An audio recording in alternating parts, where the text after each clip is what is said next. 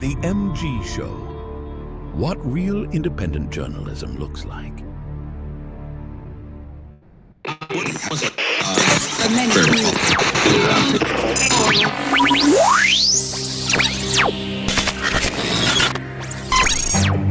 What you know you can't explain. But you feel it. You felt it your entire life. That there's something wrong.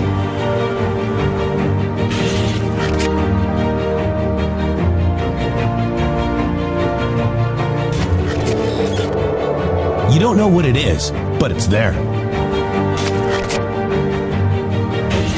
Like a splinter in your mind, driving you mad. Experience the awakening.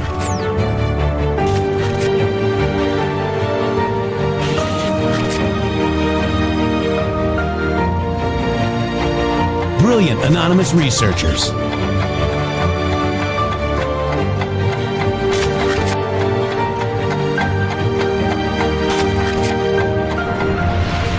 Patriots, join us in the Patriot Army. Trust the plan, pain coming.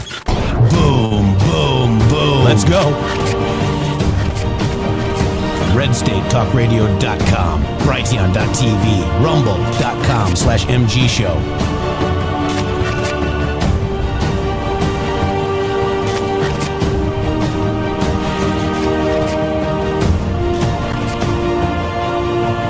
The end won't be for everyone. That choice to know will be yours.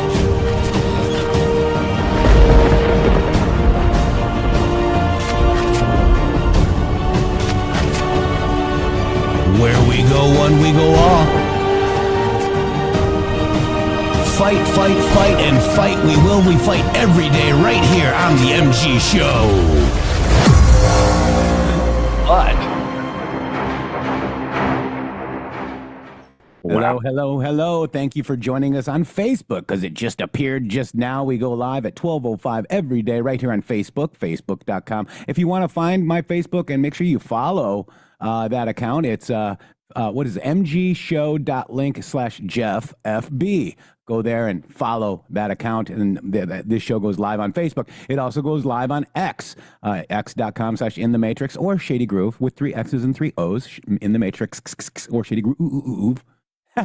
And, you also want to catch us on any one of your podcast platforms, except for Spotify, because, Soros got us off that. And, we got a lot of other places. We got YouTube, youtube.com/InTheMatrix with 3 X's. We got rumble.com/MG Show, which is the home base as well. But we're trying to expand as far as possible and expand the reach. And we need you to help us out by sharing the show. Thank you very much. YouTube, Shady, we got Sparky over there. We got Vicky Taylor over there. We got Debbie over there. The Land of 420. What's up? 5-5, True Patriots. And Lisa Tucker is over there. Sailor Moon is over there. We love you guys. Thank you guys very much for coming on to the YouTube channel. We're still not monetized on YouTube. It's been over a month, where they said it would take less than a month, Shady. Isn't that very interesting how all of these things just seem to take so much time? Welcome, everybody. It is Thursday here. We are on the, already the 8th of January 2026. Can you guys believe that we have literally been almost a year here, that we are in this moment of like the golden age? We're almost a year into the golden age, everyone. And I'd just like to say that the pace at which Donald Trump is moving is the thing that we need to cherish the most. And it's the thing that we need to pay attention to as we move forward as a country, in generation after generation, because this right here, what you're seeing happen in America, is the pace at which the country is supposed to move. Okay. This is the pace that the country moved when a lot of you were younger. Things moved very, very quickly. The president would take control and do different things. And the next thing you know, the next situation was happening. But now you can see what's happening is that the intelligence agencies and the globalist regime are the ones that keep throwing things at our president. And it just really is interesting to see how Donald Trump can fight these people, because he actually has means. He actually has wealth, so that he's not worried about what it is that they will do to him if he doesn't listen to what they say. And he's moving at a breakneck pace, Jeff. And I'd just like to say, we watched the Maha thing yesterday, and we've seen so many different things that we have connected back to what the reason that we met, the drops There's the reason that we met. And every single thing down the line is lining up absolutely perfectly with what it was that the two of us came to talk to you about in real time. And the only thing that these other people can talk about is all the nonsense. Yeah. That's we were talking corruption, Shady Groove, the swamp, the corrupt FBI, DHS, all the corrupt DOJ, all of that. We were talking about that. We're talking about health and security and safety. I mean, look, we're just talking about what this nation was really meant to be, Shady.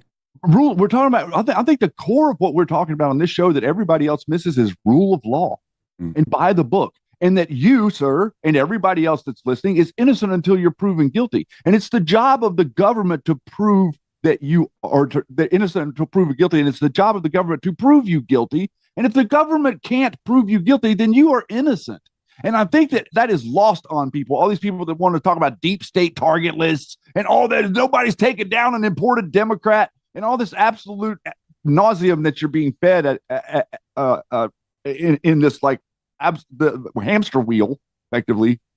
It's a conspiracy hamster wheel. If you step off of it for a second, you start to realize that, wait a minute, you dilute what is going on. You dilute the cover up whenever you make everything in the world a conspiracy. Everything is not a conspiracy. That's the reason that you have a brain. That's the reason you have logic. That's the reason you have discernment. You should be using those things and try to help your friends get off the addiction of InfoWars and lead them here. Yeah, like yesterday we covered live when this happened, the shooting of somebody in Minneapolis, ICE, an ICE operation. These are law enforcement agents, okay? They are law enforcement, okay? And the mayor is saying to the police to stand down so they can't protect their brothers in arms, right? They're law enforcement. Okay, these are not border patrol, right?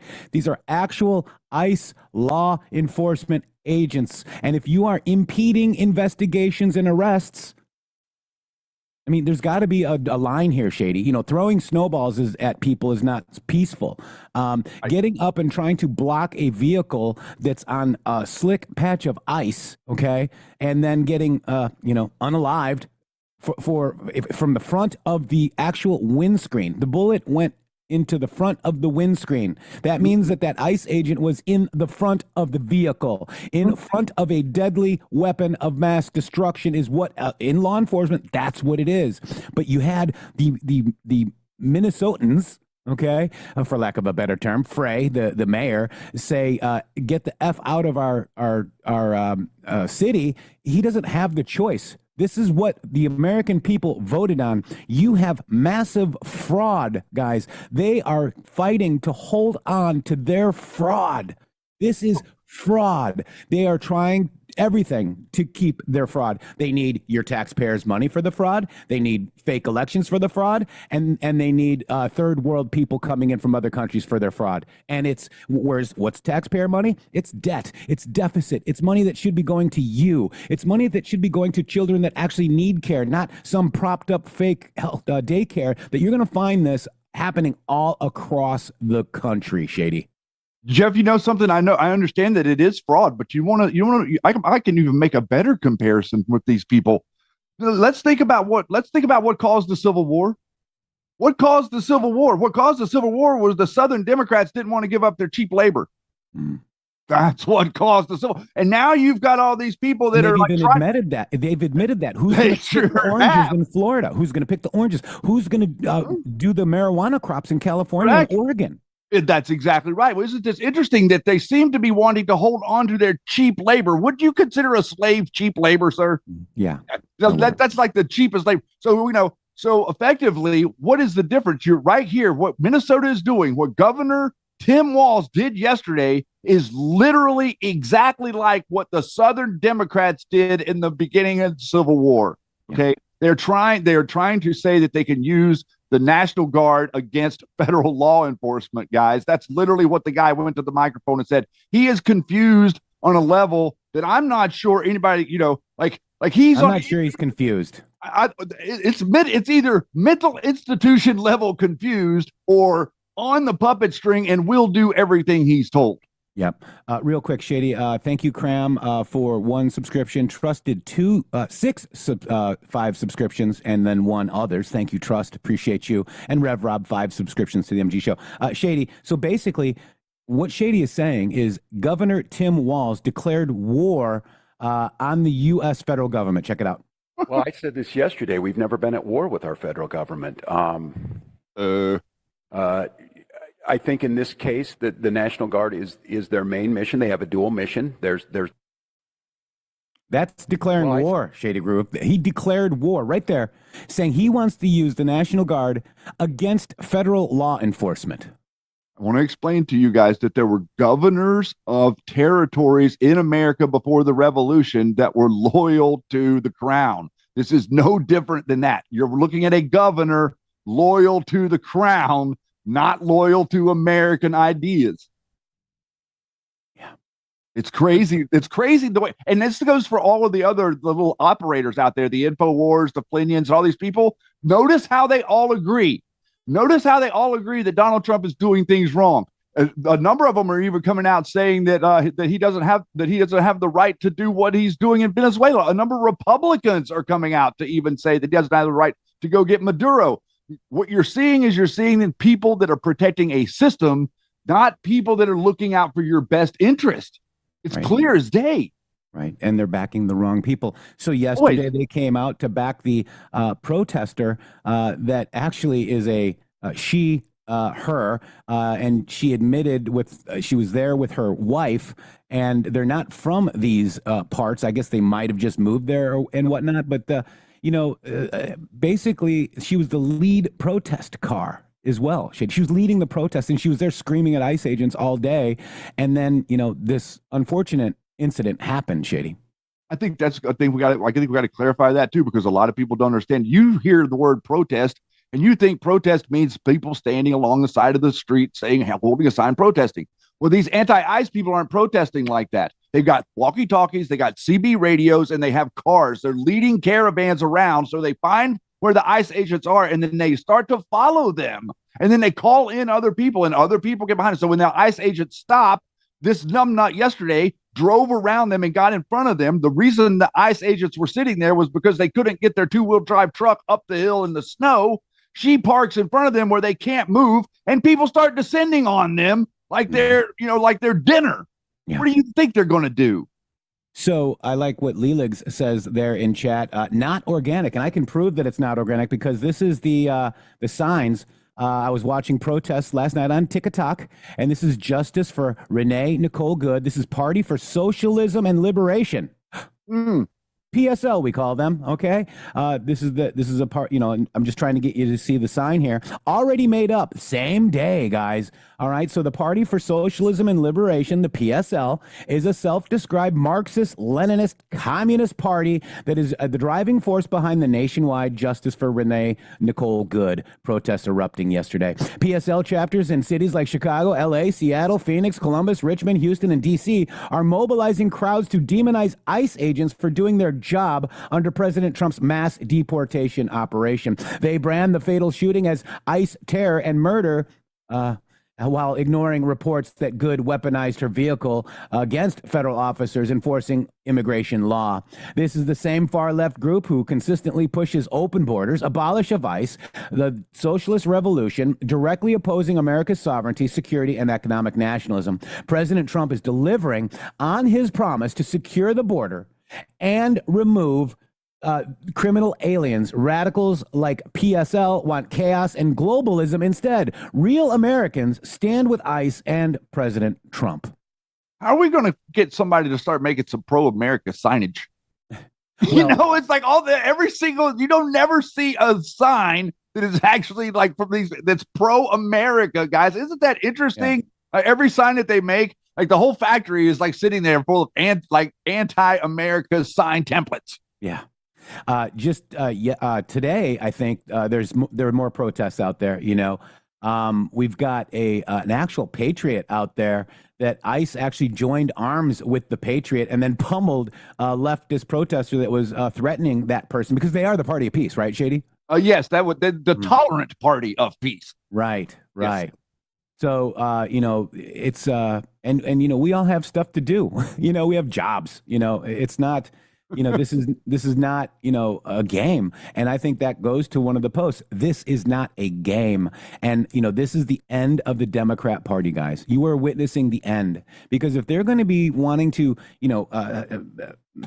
protect dictators, Chavez, protect everybody except for you and your country. I mean, ICE is arresting the most disgusting, heinous criminals that are out there.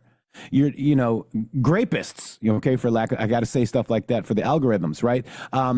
Predators, okay, for youth predator. These people are sick, guys.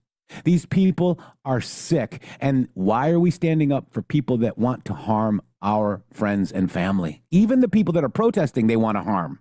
But the truth of the matter is, and I understand all that, and I understand that, these people, some of these people are bad people, but it does not matter to me. At the core of it, to me personally, I don't care. You're here illegally. I'm never going to stand on a street, even if I know the person, and defend somebody that is here illegally. That is insane. Like, whoever has the same people that have taught, like, the people that think these things are the people that are like white people that think white people are the worst. They somehow they conned you into thinking that because you're white, you're like the worst type of person ever on the planet. And then they believe it, and then they go out and do things that are against anyone's best interest, not just white people, but effectively, like, when are they ever on our side? They're not on our side about transgender. They're not on our side about killing babies. They're not on our side about illegals coming here. They're not on our side about illegals voting. Every single side that they fall on is the opposite of anything that you could conjure up that the founding fathers would ever agree with. Do we not ever measure what it is we think based on what do you think George Washington might say? Like, that's a really good thing to do for yourself whenever you're considering some of this nonsense that people are throwing at you every day. Yeah. Yeah. And let's just go to President Trump's post about this. This is, I have just viewed the clip of the event which took place in Minneapolis, Minnesota. It's a horrible thing to watch. The woman screaming was obviously a professional agitator, and the woman driving the car was very disorderly, obstructing and resisting, who then violently, willfully, and viciously ran over the ICE officer, who seems to have shot her in self-defense. Based on the attached clip, it is hard to believe he is alive, but now he is recovering in the hospital. The situation is being studied in its entirety, but the reason these incidents are happening is because the radical left is threatening, assaulting, and targeting our law enforcement officers and ICE agents on a daily basis. They are just trying to do the job of making America safe. We need to stand by and protect our law enforcement officers from this radical left movement of violence and hate. President Donald J. Trump. And let me get this video queued up so you can see it. Let me get it. Big screen here. What? Oh my God, I tell you. I really cannot stand sometimes this. All right, here we go. Wow, it won't work. Okay, so you can watch right here. He's in front of the vehicle.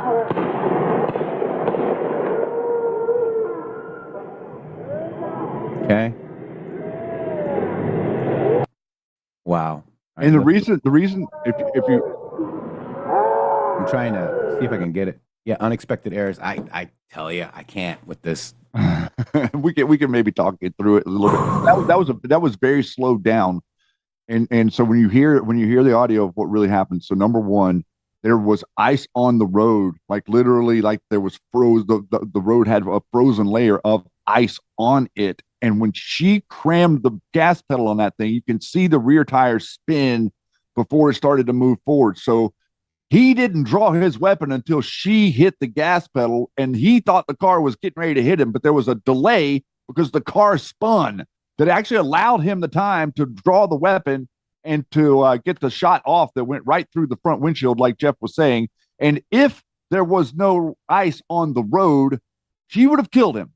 He would have been underneath that front left tire of that SUV, and there's a high likelihood that it would have killed him had she run over him in that way. Whenever you get hit in the corner and the tire goes over you straight across, you don't have much of a chance of survival of that. Yeah. Yeah. So, it's crazy. And so, but they're all saying that, that this is the next George Floyd. Yeah. Yeah. I mean, it might be for them because George Floyd wasn't harmed by the officer. He had an overdose. So That's another true. lie. And they came out Good and point. lied right away, Shady. Good point. Great point. Another lie. I'm tired of lies. All right, so here's another video of it. Let me just not play the music because it'll... Okay, so I don't know if you can really see this, but there it is, right? So there's the ICE officer in front, kind of slipping. You see him slipping right there? Yep, because it's slick. Yep. Okay. It's going to be hard to kind of see. Whoa! Whoa! Huh? So He's this hit. video was sped up a little, but you He's got to hit. remember, he was hit. He's hit. He Oh. would have been run over if he hadn't fired.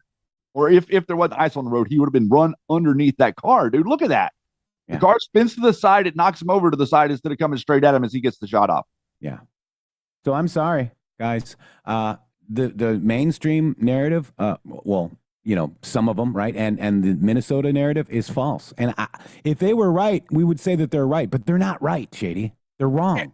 And let's inform Fox News that the protests aren't raging on. The Fox News headline this morning: protests rage on over. Yeah, right. Keep pumping it, bro. Very funny. Yeah. Guys, you know, it's kind of crazy. Wow. I'm telling you. So this Renee Good died for a Mexican child molester that got deported in Minneapolis. Do you realize that? So they were trying to arrest an illegal alien who is a child hurter, okay, hurting children, got deported, but that's who Renee Good died for. I mean, hello? And by the way, she died with her foot crammed all the way into the carburetor of that vehicle. That's why it was still running the way it was, because right before she was shot, she slammed her right foot down on that accelerator, and that's where it stayed after the bullet hit her. Yeah. So why don't they tell everybody who ICE was arresting and who they were protesting? That, I mean, right then, right, a Mexican illegal alien who hurt children. You know, Fox isn't even saying that. Fox is not even reporting that's who they were going after. They're acting like this lady that was killed is the victim. Fox News is acting like this, dude. Like the whole guys, you got to understand like the meat and potatoes of what's going to come at you for this 2026 midterms. The anonymous poster that we decided to follow said the end of the Democrat Party. I'm pretty sure that doesn't mean that the Dems are going to be a threat in the midterms. I'm just saying. This is a video of the wife of the Minneapolis woman. Okay, check this out. Listen, this is motive. Okay. Lady right there in that car, y'all. Hey, was you riding with her? That's my wife.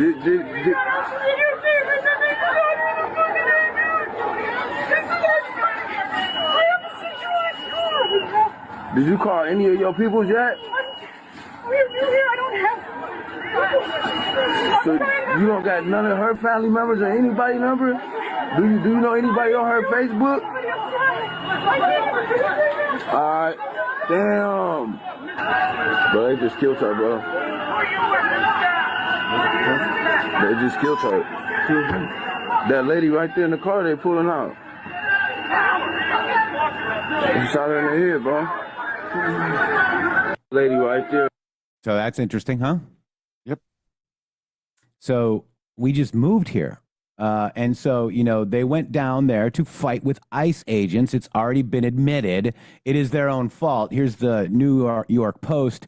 A blood-covered woman who identified herself as the wife of Renee Nicole Good hysterically blamed herself for her partner's killing at the hands of ICE agents. Gut-wrenching footage shows the woman was filmed distraught and sobbing just steps from Good's wrecked car in Minneapolis Wednesday morning, as a neighbor who heard the commotion asked her what happened, said, "I made her come down here. It's my fault." The woman said through sobs, "They just unalived my wife." I have a sneaking suspicion that they moved to Minnesota because they knew that you've seen the term legal observer, Jeff. You know, they're throwing this term around. She's a legal observer that they've come up out of nowhere. Yeah. So I think I have a sneaking suspicion that we've already got verification that she's been in other instances and other types of protests in other places around the country. So I have a feeling she moved to Minnesota because they knew ICE was going to be ramping up operations there, and that they wanted to be on the forefront of being in their way. Mm-hmm. That wasn't a good plan. No. And so, we've got such division in this country right now, guys. So was it staged?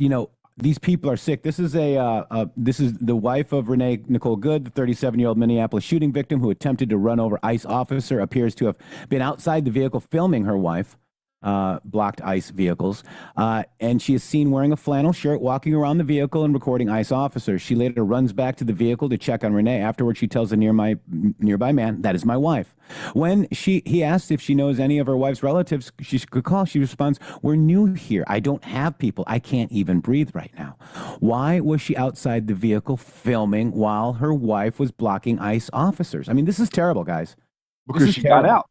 Because she got out. Whenever she pulled over in the middle of the street, she was crossways in the streets, stopping the movement of the ICE vehicle. That's the reason the ICE vehicle got stuck.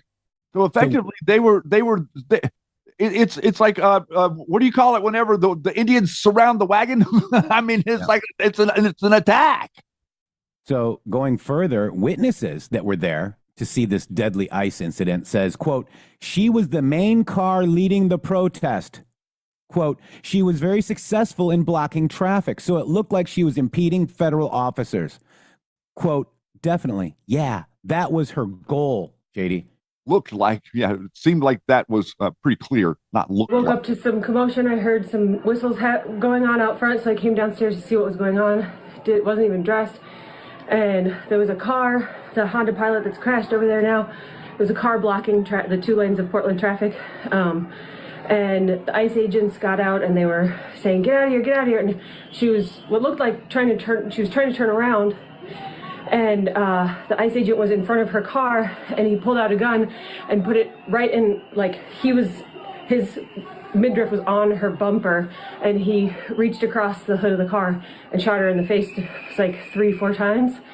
And Once. then she must have just stepped on the gas. She stepped on the gas. Yeah, so she heard 3 or 4 gunshots. One went through the front of the windscreen. Midriff was on the bumper. Okay, do you see this, guys? This was gonna run over that ICE officer. But this is just a regular person. But you're right, Shady. It looks like one went through in the front. And ballistics tell you that ICE officer was in the front of the vehicle there. Okay, I mean, you just can't deny that. Cannot forensically deny any of that. And the ballistic, and it also forensics going to show you that her foot was crammed all the way inside the carburetor on that car. Yeah. Here we go. More. Immediately, maybe got like 100 feet or so, and ran into the telephone pole and some cars, and then was slumped over in her car, and you could see she was probably gone, and there was a medic, there was a neighbor who's a physician who was yelling, "Can I please check the pulse?" There was no first responders. There were 0 first responders. They left her in her car, slumped over for about 10-15 minutes, blocking us all. And eventually EMS got here, and they wouldn't let the bus in, so it was just the EMS workers, and they checked her out for a second, maybe 5 minutes or so, and then carried her out, no stretcher or anything, carried her out like a sack of fucking potatoes. Can you describe a little bit about what this woman looked like? Was there anyone else in the car with her? Did you know if she was the target? I don't know if she was a target. They clearly wanted her out of there because she was the main car leading the protest, is my understanding. I talked to another guy who was driving behind her, but she was very successful in blocking traffic. She was doing what she was set out to do, and so they wanted to get her the hell out of there. Yeah. So it looked like she was impeding ICE vehicles. Definitely, yeah. Okay. That was her goal. Do you have a read on her demographic? I think she was a white woman. Looked like I didn't see her when she was alive. Just slumped over in the car. It looked like she had dyed short curly hair. I have a video of her in the car. But yeah, no other. Pretty interesting, huh? I think that's pretty interesting. I see someone said they plant these people on purpose, especially for the situations, to try to spin the stories. I mean, she does have a couple little things there that lead me to believe that she could possibly be participating with the protest. It seems like ICE knew it. Yeah, the lady that was just talking, didn't you kind of feel like she knew too many things about what was going on to not be part of the ICE protest? Yeah. I do. And now she's like, oh my God. Right. And pretending like, oh, I'm the witness to something randomly. Right. Yeah. But still, I mean, that interview is solid. It shows that there was motive. She's the lead car. There was another car behind her. It sounds like ICE knew that they wanted her out of the way because they were impeding federal investigations for federal law enforcement. I mean, it's pretty cut and dry. Well, they were actually, it looked to me like they were getting ready to arrest her. Like she had been warned multiple times and they were going for the car. The one officer reaches for the door to open the door as the other officer is in front of the vehicle. So I think they were getting ready to pull her out and arrest her and move the car on their own. And that's whenever she reacted. Yeah. So again, we have, more people that are, either of the LGBTQ community getting violent. And, obviously, sadly, that person's no longer with us because of their actions, Shady Groove. And it's getting a little bit ridiculous, isn't it? She lost her life over a Mexican rapist. Yeah, we can't say that on YouTube, but Mexican therapist. Rapist. That's what people are saying. They're saying grapist. Rapist. Gotcha. Yikes. Yeah. So the Minneapolis rioters try to play bumper cars.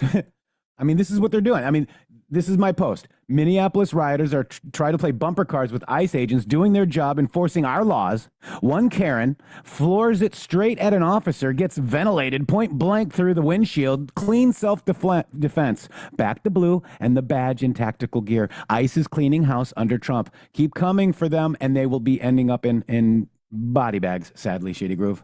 Jeff, there is a long history in America of contention between the American people and the quote unquote lawman. Okay. This is not that. All right. Any American that decides that they're going to do something illegal 9 times out of 10 understands that if they get caught doing what it is that they do, that they're probably not going to end it by trying to fight it out with law enforcement. Okay. You got caught. You did something you shouldn't be doing. Admit to it, go through the process, realize why you did it, understand that you shouldn't do those types of things, pay your penalties, pay your time, and go back to society and act like a normal human being. Yeah. That is supposed to be the process here. This is not what we're witnessing. This is something completely different. These people are not like evading the law and acting like, I'm some sort of rebel and then I'm going to take my consequences whenever. This is something different. This is on the level of insurrection. It's not a joke. Like what they're doing, they're acting as if they are not acting as if they are not under the thumb of the law enforcement. Like law enforcement doesn't apply to them type mentality. Where did that come from? That's not American. That's implanted from some foreign land, because that is not America. So you make let's just take ourselves out of this right-left paradigm. Right. Okay? I'm a regular human being now. Forget party affiliations or anything. I am protesting something that I think is terrible. Okay, let's just say right now that I think that these ICE deportations are terrible. Right. I'm protesting. And then I find out somebody that I know and loved got unalived because they were protecting a Mexican grapist from being deported. I think me, as a common sense person, I'm getting chills right now. I don't think I would support that anymore. I was like, oh my gosh, this guy harmed children? You're making a great point. Think about it. Take away anything, Shady. That's a perfect point. I am so glad that you brought it to that, because that's exactly what I was that's the dynamic that I was trying to set up. Like with new information, you make a change. Okay, well, no, maybe I still don't like ICE, but yeah, I want that guy to go. Right? Isn't that what you would update the computer? You wouldn't just continue to say, oh, well, let's protect all the grape people. Yeah. Yeah. And when you call these peaceful protests and you try to take a weapon from an ICE officer, I've got proof. This is not peaceful, Shady. Check this out. This was after, when they were still protesting after the event. Okay. This was yesterday afternoon. Get back! Get back! Get back! Let go! literally grabs his gun. Kill someone else! Kill someone else! Grabbed his gun. Kill someone! Yeah. You imagine? I mean, you Okay. see stuff. These people are acting like they're in a movie or something. You don't just reach up and grab the firearm of the person. Oh, this is crazy. you and I, when we were kids, we were taught to respect law enforcement. Okay. I mean, whether we liked them or not, oh my God, the cops are here. Oh, let's hide from them. Let's get away from them. We don't want the cops. We didn't want to have anything to do with them. Right. Right? We went about our day. We didn't get caught. We are always legal. The trick is not to get caught. I'm just kidding. But, we were taught to respect people that were older than us. We were taught to respect the elderly. We were taught to respect our elders, right? We were taught to respect, each other. This is all gone, Shady. It's all gone. And I think that this is a moment of this is a moment of reckoning for the American people in general. This might end up backfiring. I don't know. I don't want to pretend like I know it's whatever, but I think that this might be a backfiring moment for these people that are trying to run this narrative, because 80 million people voted for getting these people out of here. And 90, it's literally, it's not a joke that illegal immigration is a 70-30 or 80-20 issue-ish. It's not like there's a majority of people out there that really want to keep the illegals here. And they are a little bit more in the camp of where I am. It doesn't really matter why they're illegal or why they're here. If they're illegal, they should go. That's an 80-20, 70-30 issue. They're going to lose this in the court of public opinion, and this might be the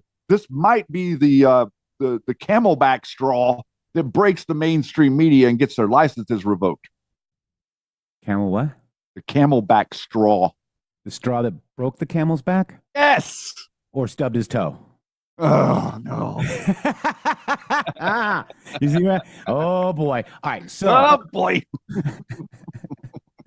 All right, so and Bobo, thank you for coming in here. I appreciate that comment about the stochastic terrorism. I made a post about it again today.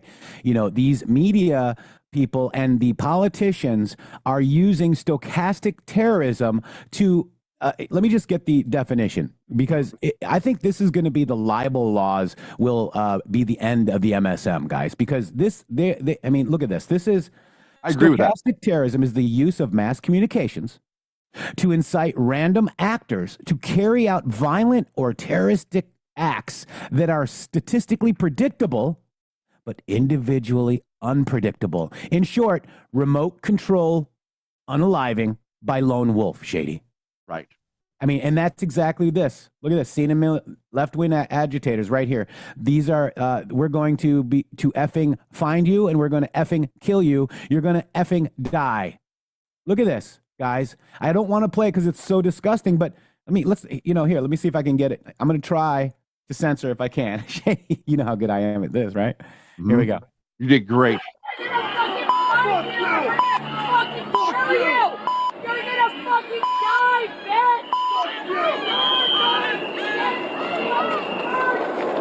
bitch! Now, again, these people, these are your legal advice. These are the watchers, Shady Girl, with the green hats. Okay? This is organized, staged, and planted. 81 million people do not agree with these people, okay? These people, this lady right here, is probably a paid agitator. And then these people in the green helmets or hats, these are your legal counsel. These are remember during the peaceful summer, right? The peaceful riots, Summer of love? Yeah. These are the people that will get you out of jail. And remember, Kamala Harris funded all of those bails as well, help fund that. These people are not organic. This is not organic. It's like, how we say we're watching a movie? This is literally a movie, and the MSM is in on it, but they only show you a small, maybe 20% of what America thinks, guys, and act like they're the majority. Don't believe it. You are the majority. People that are my Democrat friends, if I could sit down and actually have a regular conversation with them, they would agree. We would agree on a lot more things than we think we would, Shady. And exactly. And here we go. We're going to dig into the definition. What is the definition of a domestic terrorist per the FBI? Violent criminal acts committed by individuals and or groups to further ideological goals stemming from domestic influences, such as those of a political, religious, social, racial, or environmental nature. I would like to point you to those very specific words there so that you understand what terrorism is.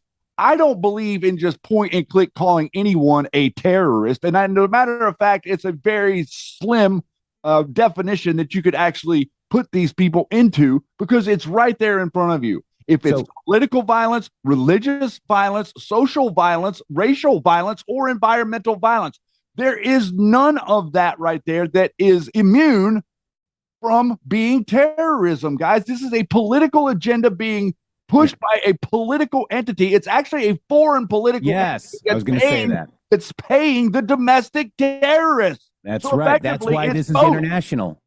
Correct. So doesn't that qualify as both international and domestic terrorism that we're looking at? And if you really paid attention to Donald Trump saying that Antifa is an international terrorist organization. They keep telling you funded by foreign and domestic billionaires, Shady. Perfect. And they keep telling you that it doesn't exist. Why do they tell you it doesn't exist? Because it does. Yeah. Specifically because it does, and specifically because it is the foundation upon which Obama built his army. Yeah. And Flynn's army of digital soldiers are part of Obama's army. InfoWars, all these fake MAGA influencers, all part of it.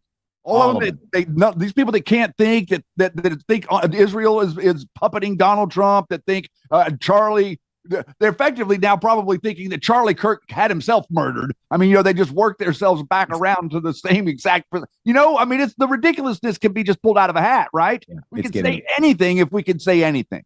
And nobody is talking about the foreign billionaire funded Party for Socialism and Liberation, which funds Antifa as well, guys. Let's just be honest here. Okay. Which is directly the same. This post has got 1.5 thousand views. You would think that this is huge, right? No, nobody's talking. This post would be huge. Nobody moves our stuff, Jeff. No one will move it. It will just sit here. They do not want people to understand that their right-wing narratives are coming from the same bird as the left-wing narrative. Bird nest? Birds. In the nest? 2 wings. Different analogy, sir. Might be a different analogy. We can use multiple different animals for different analogies depending on context, man. Yeah. So this is kind of funny. Bobo needs a red castle. Thank you very much. Bobo made a really nice comment here. I don't see him in the show very often, and I don't know if I've seen you before, but it's not your neighbor voting Democrat next door. They are Democrat they are more Democrat than what's the Minnesota government. Even whistleblowers in our fraud in Minnesota were half Dem state workers. Yeah, I mean, what we're saying is I think what he's saying is like the friends and families that we know that are Democrat who aren't really probably paying attention, but they're just going along with what they hear. They're probably going to say that this was bad, that ICE, unalived and, whatever, and they're guilty or whatever, because they don't have the facts. When people are armed, they don't want you to read. They don't want you to look into anything.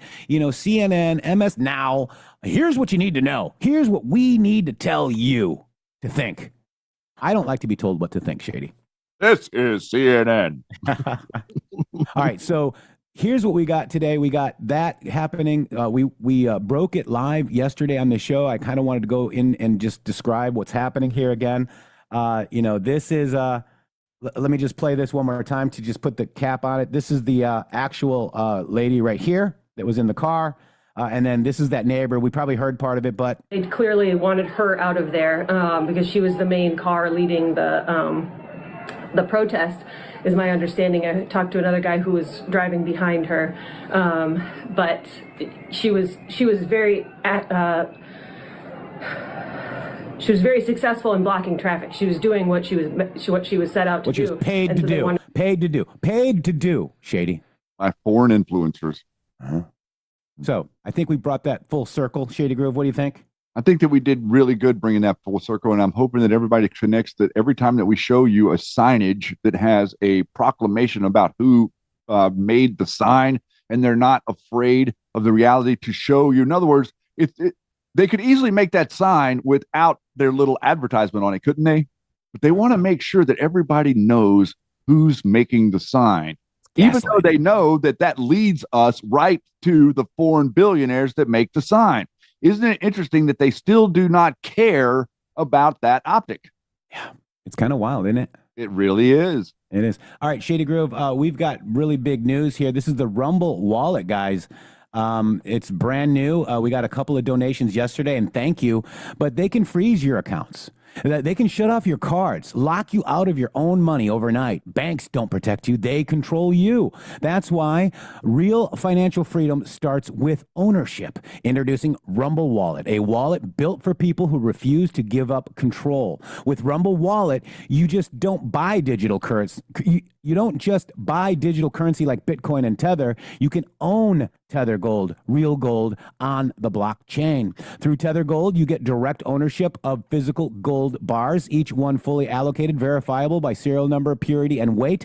This just isn't paper gold. This just isn't an IOU. This is real gold without bank vaults, storage fees, or gatekeepers. You can buy, sell, or move. It's in 24 hours a day, 7 days a week, even when traditional gold markets are closed. And if you want, Tether Gold can be redeemed for physical gold. That's power right there, guys. And when you support creators on Rumble, like the MG Show, you can tip them directly by using the Rumble Wallet. Peer-to-peer, secure, and outside the banking system. No permissions, no middleman, no cancel button. The wallet is yours forever. Wow. Huh? That's pretty awesome. And we should show our little don't we have a little graphic? Where's our little graphic that we can did that come up on the screen? I don't know if we can show that, Shady. Let me just. All right. I was just wondering. Because there's do it live. Let me just see. Possibly. It's really, the app. So if you have Android or any of the other thing, yeah, I can't. Oh, he said it was in the chat. Maybe we could grab that real quick, just so you guys can have a visual prompt to the screen for people that want to just use their phone, maybe. And did I set that up? Jeff's got to do it, right? I got to do it. Bobo, yeah, Bobo is a lady. That's all I got. I don't have a chat. What chat? Oh, he's. I think YouTube Rumble. Thank you, G. Westbury, for that. All right, so we got the mgshow.link/Rumble wallet.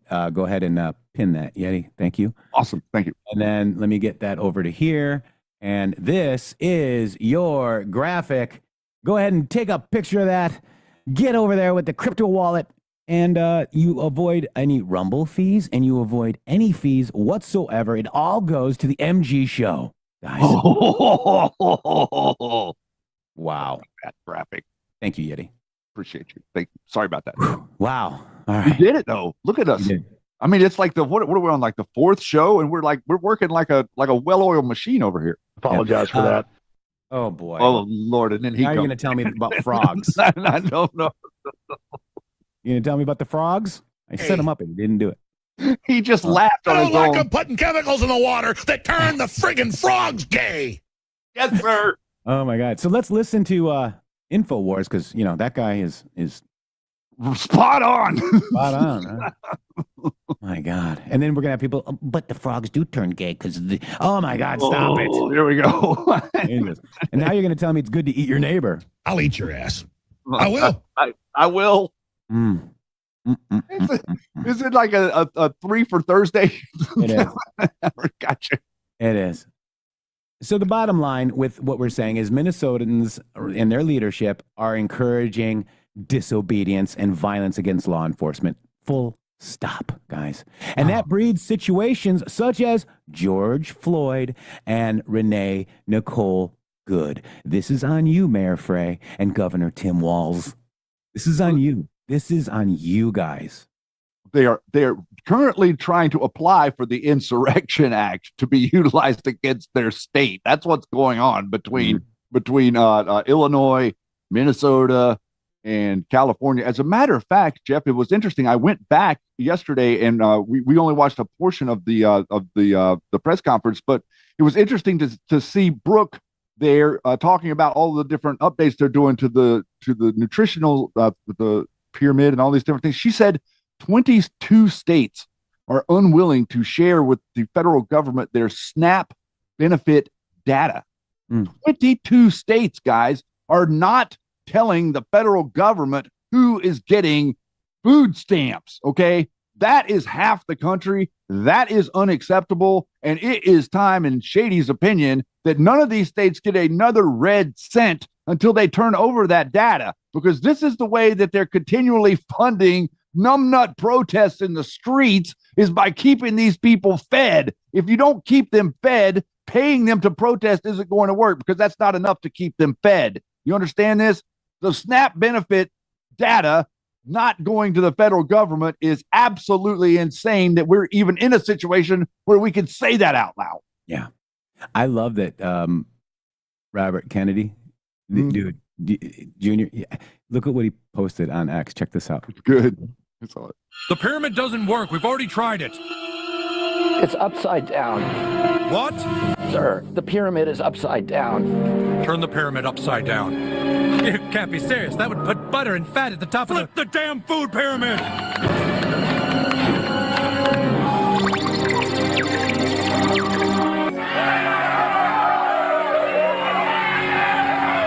Get the president on the phone.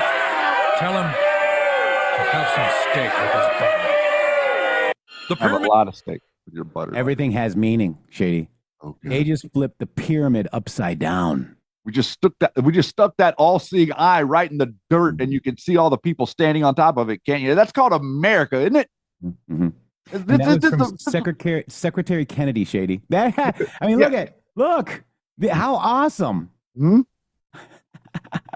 The symbology of what we're doing here is unbelievable, everybody. We are literally, Jeff says it a number of times, we're poking them in their all-seeing eye. Well, we just stuck their all-seeing eye in the dirt. And this is the way American politics is supposed to work. The people are at the top, not the 1%. The people are at the top, and instructions trickles down from there. Right. So this is a good catch by Agent Miami. I thought the same thing because I reposted that video, but this is the new food pyramid is upside down. Nothing is random, guys. Okay. Everything has meaning. Plus, plus, plus. Very good post. Cool. Wow. Wow. I'm telling you guys, there is so much winning out there, and the black pillars can't handle it, man. Everybody's worried about such, crap that doesn't affect me. Well, I get people saying, yeah, but did you see Erica Kirk's eyes? I just think that's, did you know that her mom worked for CIA and her dad worked for BlackRock? That's all untrue. You guys are following BS black-pilled narratives. They had their own agency. Yeah, but he worked for Raytheon. No. Oh, that's not true either. Everything is like, and people are believing this crap. There is an unannounceable amount of amazing things that are happening. I like, again, a number of things in the press conference yesterday. McCary came out. He's explaining that our children have no protein. How long have you been hearing me scream that? I've been saying that for decades now. People don't have protein. People are stupid because they don't have enough nutrition. People are dying too early because people are getting Alzheimer's because they don't have any nutrition. The diet is unsustainable. You do not store protein. You have to eat protein every day for your body to have protein enough for your brain to function. The first thing that stops functioning without protein is your brain. So look at all these pasty white liberal women out there that are afraid to eat meat, and you can see clearly how come they ended up being liberal white women. Oh my God. Just out from President Trump about less than 10 minutes ago. Republicans should be ashamed of the senators that just voted with Democrats in attempting to take away our powers to fight and defend the United States of America. Susan Collins, Lisa Murkowski, Rand Paul, and Josh Hawley, and Todd Young should never be elected to office again. This vote greatly hampers American self-defense and national security, impeding the president's authority as commander-in-chief. In any event, and despite their stupidity, the War Powers Act is unconstitutional, totally violating Article 2 of the Constitution, as all presidents and their departments of justice have determined before me. Nevertheless, a more important Senate vote will be taking place next week on this very subject. Look at this. Look at it. Look at the neocon come to the surface. Watch the oil separate from the water. Right. That's right. It's what you're seeing, and it's clear as day. All you had to do was have the mind to be able to understand how to observe what's really happening instead of being drawn in to psychotic narratives. Yeah. Wow. Let's see. I'm just trying to see. Okay, yeah. So we got at the top of the hour, we've got JD Vance taking the podium with Caroline Leavitt at the press secretary. It wasn't on the schedule until Caroline put it on the schedule. So we're going to be joining that live. So don't you fret. I don't know what it's going to be about, but JD Vance had a great interview yesterday with Jesse Waters. I was going to play that, but this segment took a little longer than I thought, but I think it was well done. I think we needed to go ahead and, comb through this. And I want to just tell you guys one more time, if ICE was wrong in shooting that person, we would tell you, and we would admit it. I'm not sitting here blindly following anybody. I'm making my own decisions, and I think you are too. I absolutely would, Jeff. That's a great point to make. I'm glad you made it. Thank you. And we'll be right back after these beautiful boom messages.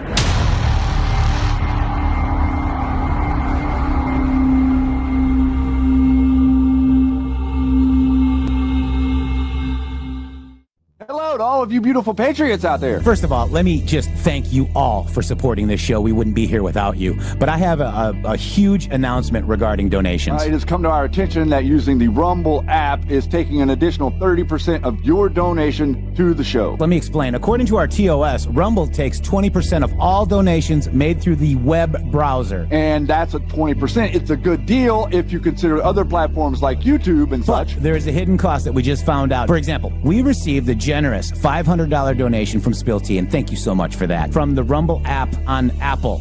So Rumble took 20%, and Apple took an additional 30%. We brought that to Rumble, and they said, well, Rumble's take of tips and donations is 20%. That's if the transaction is done through the web browser. If using the Android or iOS app, it's an additional 30% collected by those platforms. So please use the web browser to make your donations to the show and avoid the hidden fees by Apple and Android. That's right. You can also support us at GiveSendGo/HelpMGShow, mg.show/donate. We have PayPal and Cash App. Both are at RealMGShow or $RealMGShow. Please help us out. We appreciate it. Thank you. Thank you. I'm excited to announce that we're having our biggest 3-in-1 sale ever with a limited edition product, a back-in-stock special, and a closeout deal you won't find anywhere else. So go to MyPillow.com or call the number on your screen. Use your promo code to get our MyPillow bed sheets, only $29.88. Any color, any style, any size, even kings. Regular $119.98, only $29.88. Once they're gone for good. How about our My Towels? They're finally back in stock, but not for long. Get a 6-piece My Towel set, regular $69.98, now only $39.98. And for the first time and the only time ever, get our limited edition premium My Pillows. They're made with Giza cotton and designer gusset. Queen $17.98, Kings only $19.98. So go to mypillow.com or call the number on your screen. Use your promo code to get the best offers ever. Quantities are extremely limited, so order now. MyPillow is excited to announce they're having their biggest 3-in-1 sale ever with a limited edition product, a back-in-stock special, and a closeout deal you won't find anywhere else. MyPillow bed sheets, only $29.88, any color, any style, any size, even kings. Regular $119.98, only $29.88. Once they're gone for good. My Towels are finally back in stock, but not for long. Get a 6-piece My Towel set, regular $69.98, now only $39.98. And for the first and only time, get their limited edition premium My Pillows made with Giza cotton and a designer gusset. Queens, $17.98. Kings, only $19.98. Also, for a limited time, when your order is over $100, you will receive free shipping plus $100 in free digital gifts. So go to mypillow.com or call 800-873-0478 and use promo code MGSHOW. Use your promo code for the best offers ever. Quantities are extremely limited, so order now. The MG Show. not funded by dark money, but funded by listeners like you.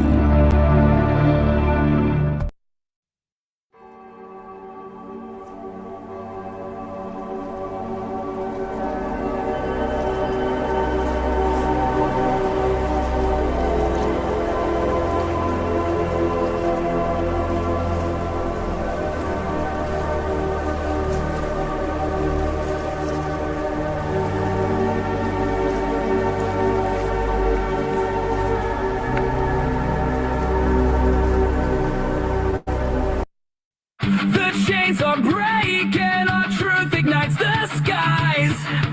Our light will blind them, see the fire in our eyes.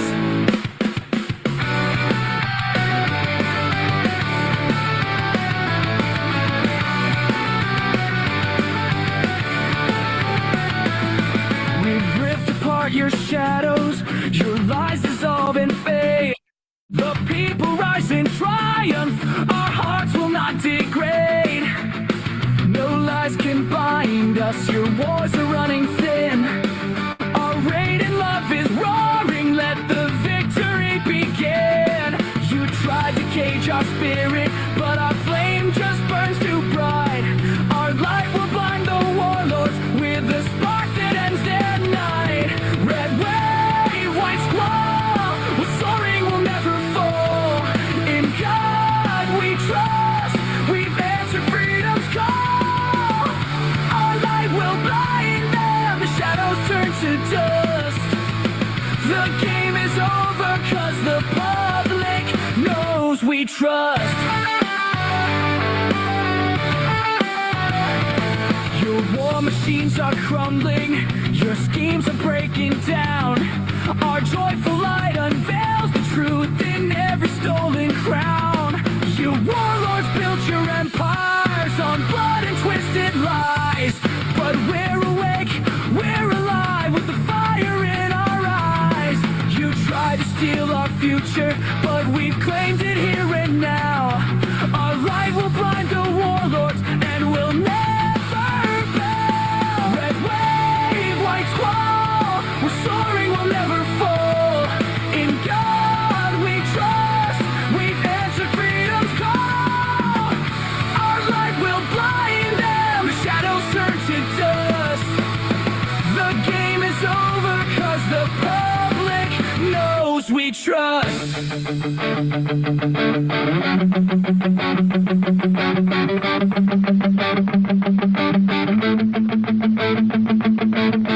Declass the truth, let the heavens shout.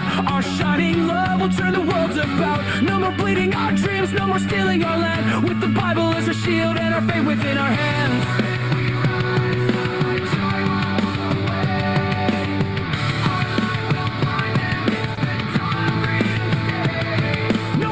No more fear, we shattered every chain. The sheep are gone, we're warriors, rewriting every pain. From foes to friends, our light will show what's true. God wins, we win, the world is breaking through.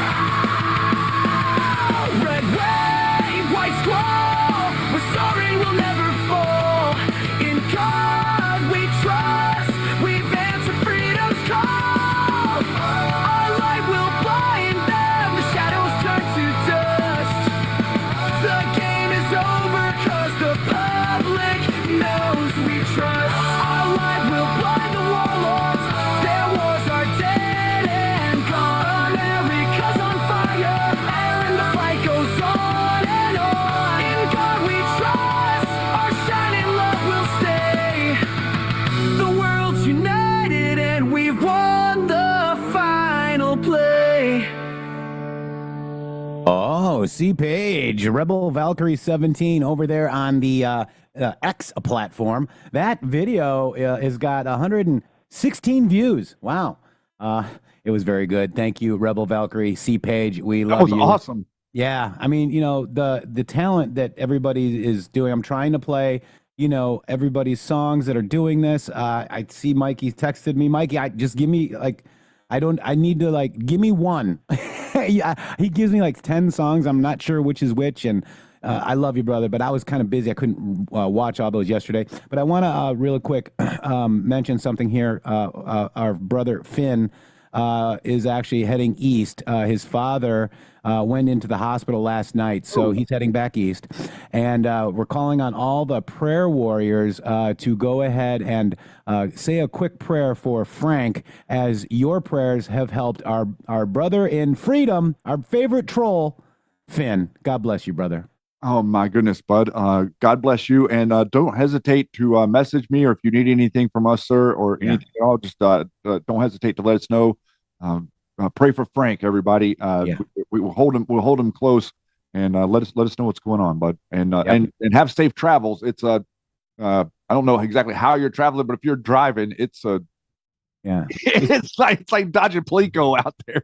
Yeah, it is. It's and the roads are crazy, and like, oh my gosh. So however you get there, the prayer warriors are praying for your father, Frank. Finn, thank you so much. I appreciate that. And they do work, guys. Oh, they absolutely work. You guys got me home. Yeah. And a number of other things that we've witnessed, but yeah, like I almost didn't make it past the El Rancho, Jeff.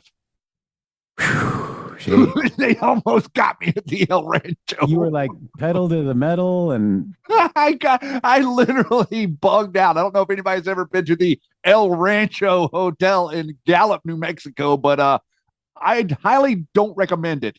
That is the only place that sells alcohol in Gallup, New Mexico, and I did not realize that until I had actually booked the room, and then we unbooked the room, and I went down the road away from there. Yeah, it's awesome.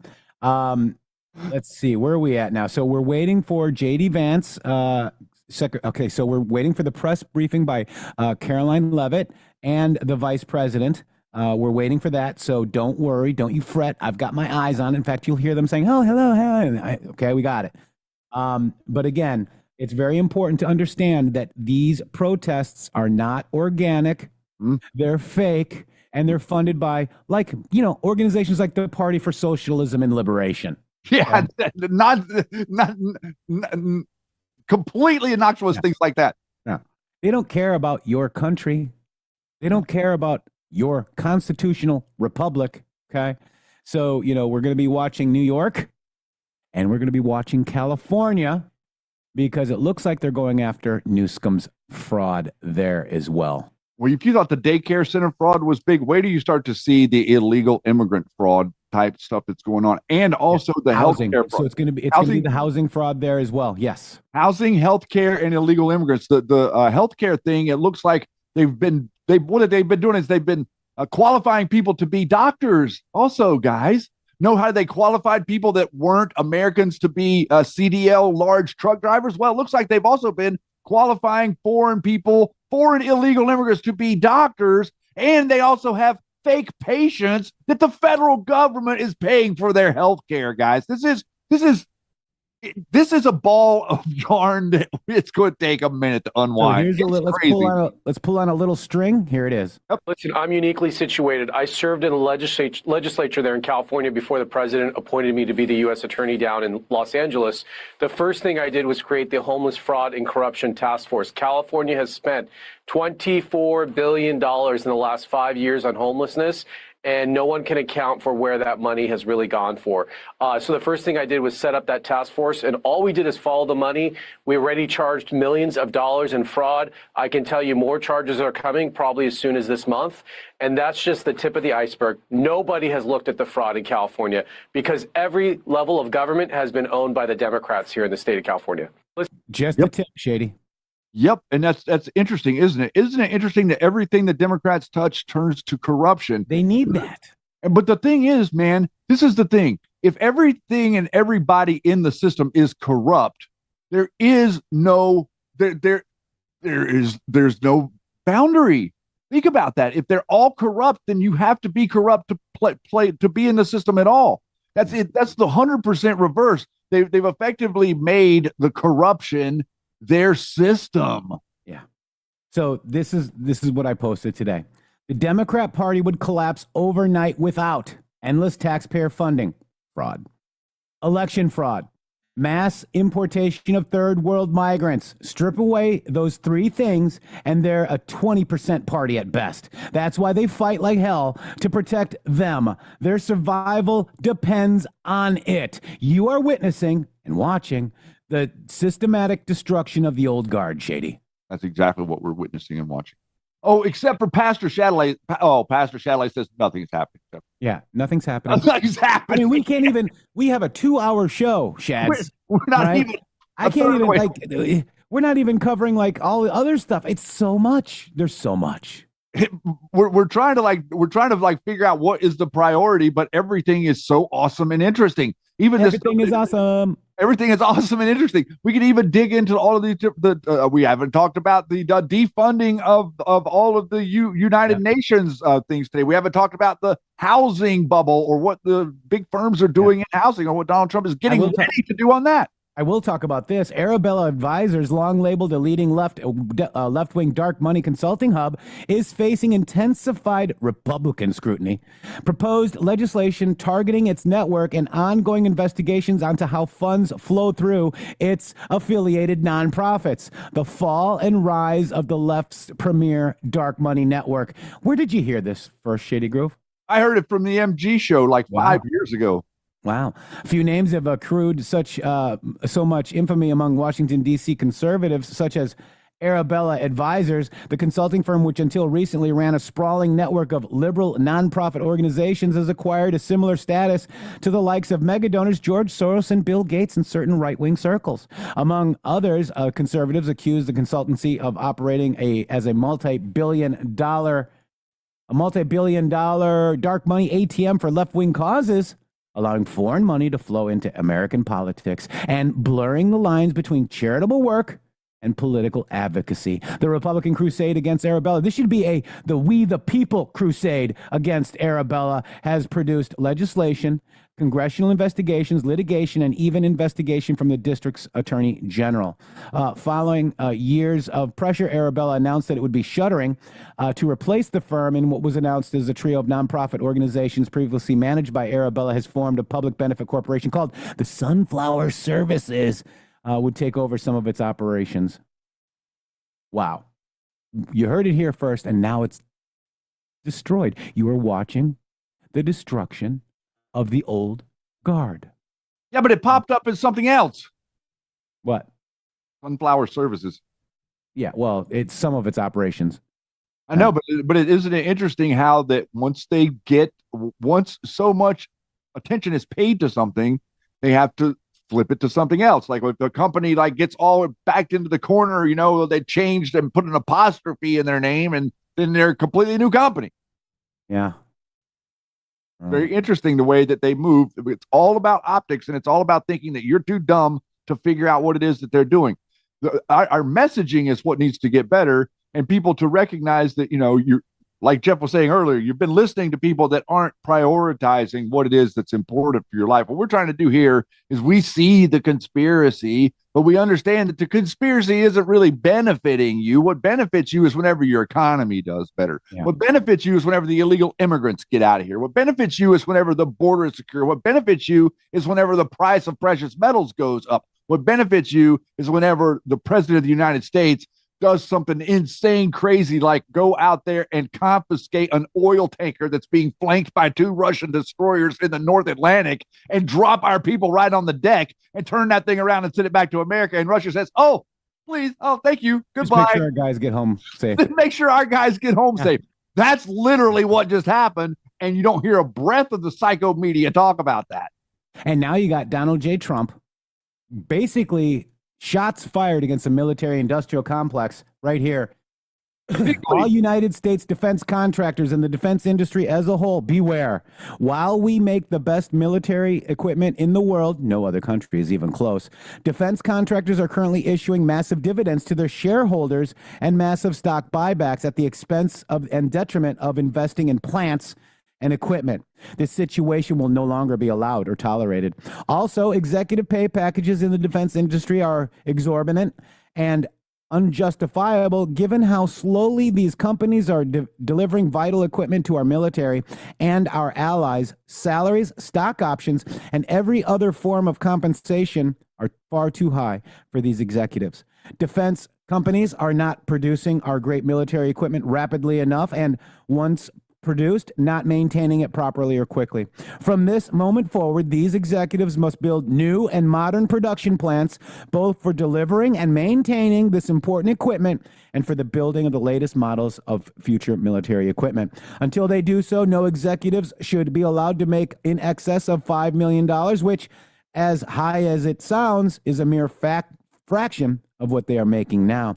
Additionally, the maintenance and the repair of equipment once sold is far too slow and must be immediately enhanced. As president, I am demanding that the maintenance be spot on time.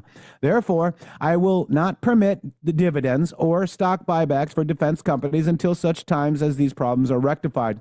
Likewise, for salaries and executive compensation, military equipment is not being made fast enough. It must be built now with the dividends, stocks, buybacks, and overcompensation of executives rather than borrowing from financial institutions or getting money from your government. Longer term, this is good for both executives and shareholders because it will be great for our country. Thank you for your attention to this matter. Make America great again. Donald J. Trump, President of the United States of America. Boy, oh boy! You know, I went over to visit 8-Coon yesterday after this announcement came up, and I was very interesting what I found over there. A number of people, Jeff, are very anti-Trump all of a sudden. Isn't that interesting? They're like some pretty interesting anti-Trump rhetoric that was over there lately. Now talking about what it is that he's currently doing to the military. Because it's not just this about the military contractors. It's about the brass also. What Pete Hegseth is doing, he is cleaning house at the Pentagon. You guys have no idea what he is, like literally top to bottom. Like there is a lot of fluff being discarded out of that institution right now. Because we were attacked by contractors. Exactly right. And they're all upset about it over there. It's almost like their money's going away. He even said during the break, Jeff, Pete Hegseth said this addressed the chaplain aspect of the military and what it turned into, which is basically a cesspool of woke ideology. Mm-hmm. And that we were going to completely rearrange the whole chaplain corps and actually have people there that have faith as opposed to people that have fear in those positions. And he said that very specifically. We're not to govern out of fear. We're supposed to be led out of faith. And that is a big, big, big difference whenever you break down the way that they talk to us, especially from on high. They scream down at you and say, you're going to obey me. No, we don't obey you. We obey something else. Yeah. And then President Trump doubles down and actually calls out Raytheon, Shady. I have been informed by the Department of War that defense contractor Raytheon has been least responsive to the needs of the Department of War, the slowest in increasing their volume and the most aggressive spending on their shareholders rather than the needs and demands of the United States military. Raytheon seems to think that this is the Biden administration and this is business as usual. It's not. Either Raytheon steps up and starts investing in more upfront investment like plants and equipment, or they will no longer be doing business with the Department of War. Also, if Raytheon wants to further business with the United States government, under no circumstances will they be allowed to do any additional stock buybacks where they have spent tens of billions of dollars until they are able to get rid of their act to get their act together. Our country comes first, and they're going to have to learn that the hard way. You can't say that you don't read Department of War and it just sends this like just America surge of energy down your spine. You hear Department of War. Like we've listened to these idiots like this weak-kneed Department of Defense so we could barely defend ourselves. That's not America. Mm-hmm. America is the Department of War. You want to provoke us? You are provoking the Department of War. You're not provoking the Department of Defense. You're provoking the Department of War. So I would hang tight if I were you. Yeah. And he continues, after long and difficult negotiations with senators, congressmen, secretaries, and other political representatives, I have determined that for the good of our country, especially in these very troubled and dangerous times, our military budget for the year 2027 should not be $1 trillion, but rather $1.5 trillion. This will allow us to build the dream military that we have long been entitled to, and more importantly, that will keep us safe and secure regardless of foe. If it weren't for our tremendous numbers of being produced by tariffs from other countries, many of which in the past have ripped off the United States at levels never seen before, I would stay at the $1 trillion number. But because of tariffs and the tremendous income that they bring, amounts being generated that would have been unthinkable in the past, especially just 1 year ago during the sleepy Joe Biden administration, the worst president in the history of our country. We are able to easily hit the $1.5 trillion number while at the same time producing an unparalleled military force and having the ability to, and at the same time, pay down the debt. And likewise, pay a substantial dividend to moderate income patriots within our country. President Donald J. Trump. And the China advocates' hair lights on fire. Tom Massey, Rand Paul, all of the Ron Paul sycophants, everybody runs screaming and yelling and crying. Why? Oh, why do they do that, Jeff? Why do they always scream and cry whenever something good for you is happening? So, Rush makes a good point. All wars are bankers' wars. And did you see that he said to Raytheon and other military industrial complex manufacturers that you don't go get new bank loans? Yes. I did. Okay? I did see that, as a matter of fact. And they're all. And this is directly hitting the New World Order right in the all-seeing eye, Shady. The one that we just buried in the ground with the top of the pyramid thing, with that one, right? Yeah. That's it. Because really, think about this. What have they been doing this whole time? What have the Alex Jones people been doing? They've been trying to scare you about the military-industrial complex. They've been trying to say, oh, well, the money you're spending on defense. Meanwhile, China is spending trillions and trillions and trillions of dollars trying to get ahead of us. So right now, what Trump is saying, and by the way, I saw a piece on Brett Baer yesterday of the Golden Fleet that's being built, the new ships, and the guy Brett Baer saying to the guy, well, everybody up there on Capitol Hill, their plan is to like push this off, and so by the time Donald Trump is gone, there won't even be one. They'll be able to scrap this whole program, and not one of these ships is going to be built. And the guy looked him square in the eye and said, "Is that what you think's happening?" He's like, no. He was like, these ships will be being built before Donald Trump leaves office. I promise you that. They will be in process. We are not the government of old. Donald Trump has directed us to perform at the utmost highest of efficiency, and that's what we plan to do. I was like, wow, dude. Yeah. Like, oh, my God. So all these people, like you were just talking about Raytheon and stuff, there's this antagonistic group, but there's also this group that are like, America, let's go. And that's the people that we're currently energizing. Yeah. Oh, good, dude. I'm excited. Peace through strength.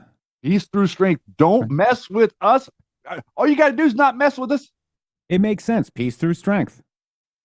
Huh? Mess with the best and, unalive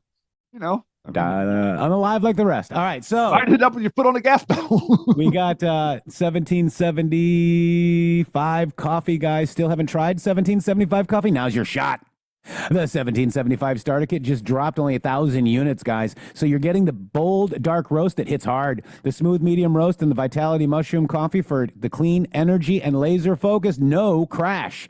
All single origin, small batch, toxin-free, and mold-free. Plus, you're also getting a golden spoon clip because freedom isn't scooped with plastic. A frother strong enough to stir up your coffee and your mother-in-law's political opinions. A black 1775 tumbler. $175 worth of coffee and gear, yours for just $99. This is the ones that have been watching 1775 coffee blow up on Rumble and wondering if it's actually worth it. It is, guys. Go to 1775coffee.com/studio and grab your starter kit before they're gone. Bold beans, clean fuel, and a morning routine that stands for something, just like the MG Show and Rumble does. Nice. Love it. Love it, guys. Coffee. Gotta have some coffee. Do you love it? Do you love it? Pinkies up for you with your foo-foo coffee. You ready? Are we going to say happy birthday to Liberty? Mm-hmm. Happy birthday, dear Liberty. Happy birthday, dear Liberty. Dear Liberty. We love you, Liberty. Oh, she was saved by the press conference. Oh, Caroline Leavitt came in to save Liberty from her birthday love. Always uphold law and order. Happy birthday, Liberty. Of America. We love you. Deadly incident that took place in Minnesota yesterday occurred as a result of a larger, sinister left-wing movement that has spread across our country, where our brave men and women of federal law enforcement are under organized attack. Right now, immigration and customs enforcement officers are facing a 1,200% increase in assaults a 3,200% increase in vehicle rammings, and an 8,000% increase in death threats. ICE agents are faithfully enforcing federal law to protect the safety of the American people by removing criminal illegal aliens from our country, which is exactly what nearly 80 million Americans elected President Trump and Vice President JD Vance to do. Radicals in the Democrat Party are furious over this. They don't want our border secured or criminal illegal aliens being removed. As a result, Democrats are impeding immigration enforcement operations daily, creating extremely heightened and dangerous circumstances that make it nearly impossible. All right, we mentioned that they're impeding investigations, guys. Here we go. For the men How could we know? Enforcement to simply do their jobs. Democrats are calling to defund federal law enforcement agencies who are protecting public safety. And Democrats are calling to abolish ICE and defund the police. That will never be allowed to happen under this president and vice president. The Trump administration will redouble our efforts to get the worst of the worst, criminal illegal alien killers, rapists, and pedophiles off of American streets. The Department of Homeland Security will continue to operate on the ground in Minnesota, not only to remove criminal illegal aliens, but also to continue conducting door-to-door investigations of the rampant fraud that has taken place in the state under the failed and corrupt leadership of Democrat Governor Tim Walz. Taxpayers have Really quick, Rumble Wallet just alerted Rev Rob donated 0.001124 of XAUT.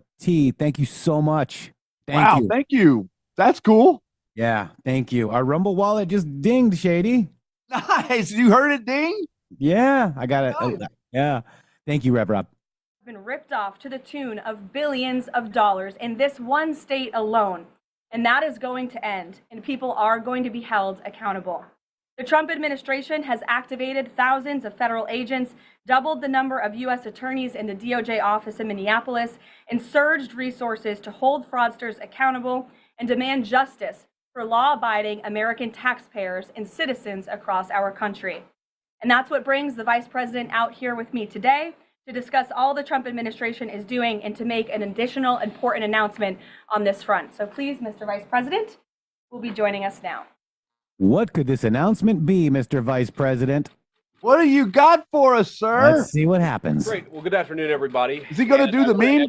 Some of what Carolyn said about what we're doing to combat the rampant fraud that exists in our immigration system, thanks to failed politicians and thanks to people who allowed the American taxpayer to be taken advantage of for far too long.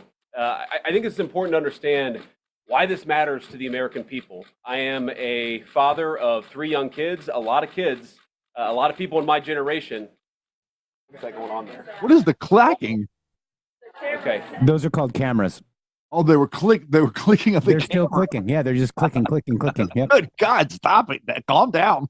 CNN installed this broken camera just to throw me off my game, but it's not going to work. So here's the simple fact here. If you're a young parent struggling to afford childcare in the United States of America, there are programs that we have to make it easier for your kids to get in daycare, for your kids to get in preschool.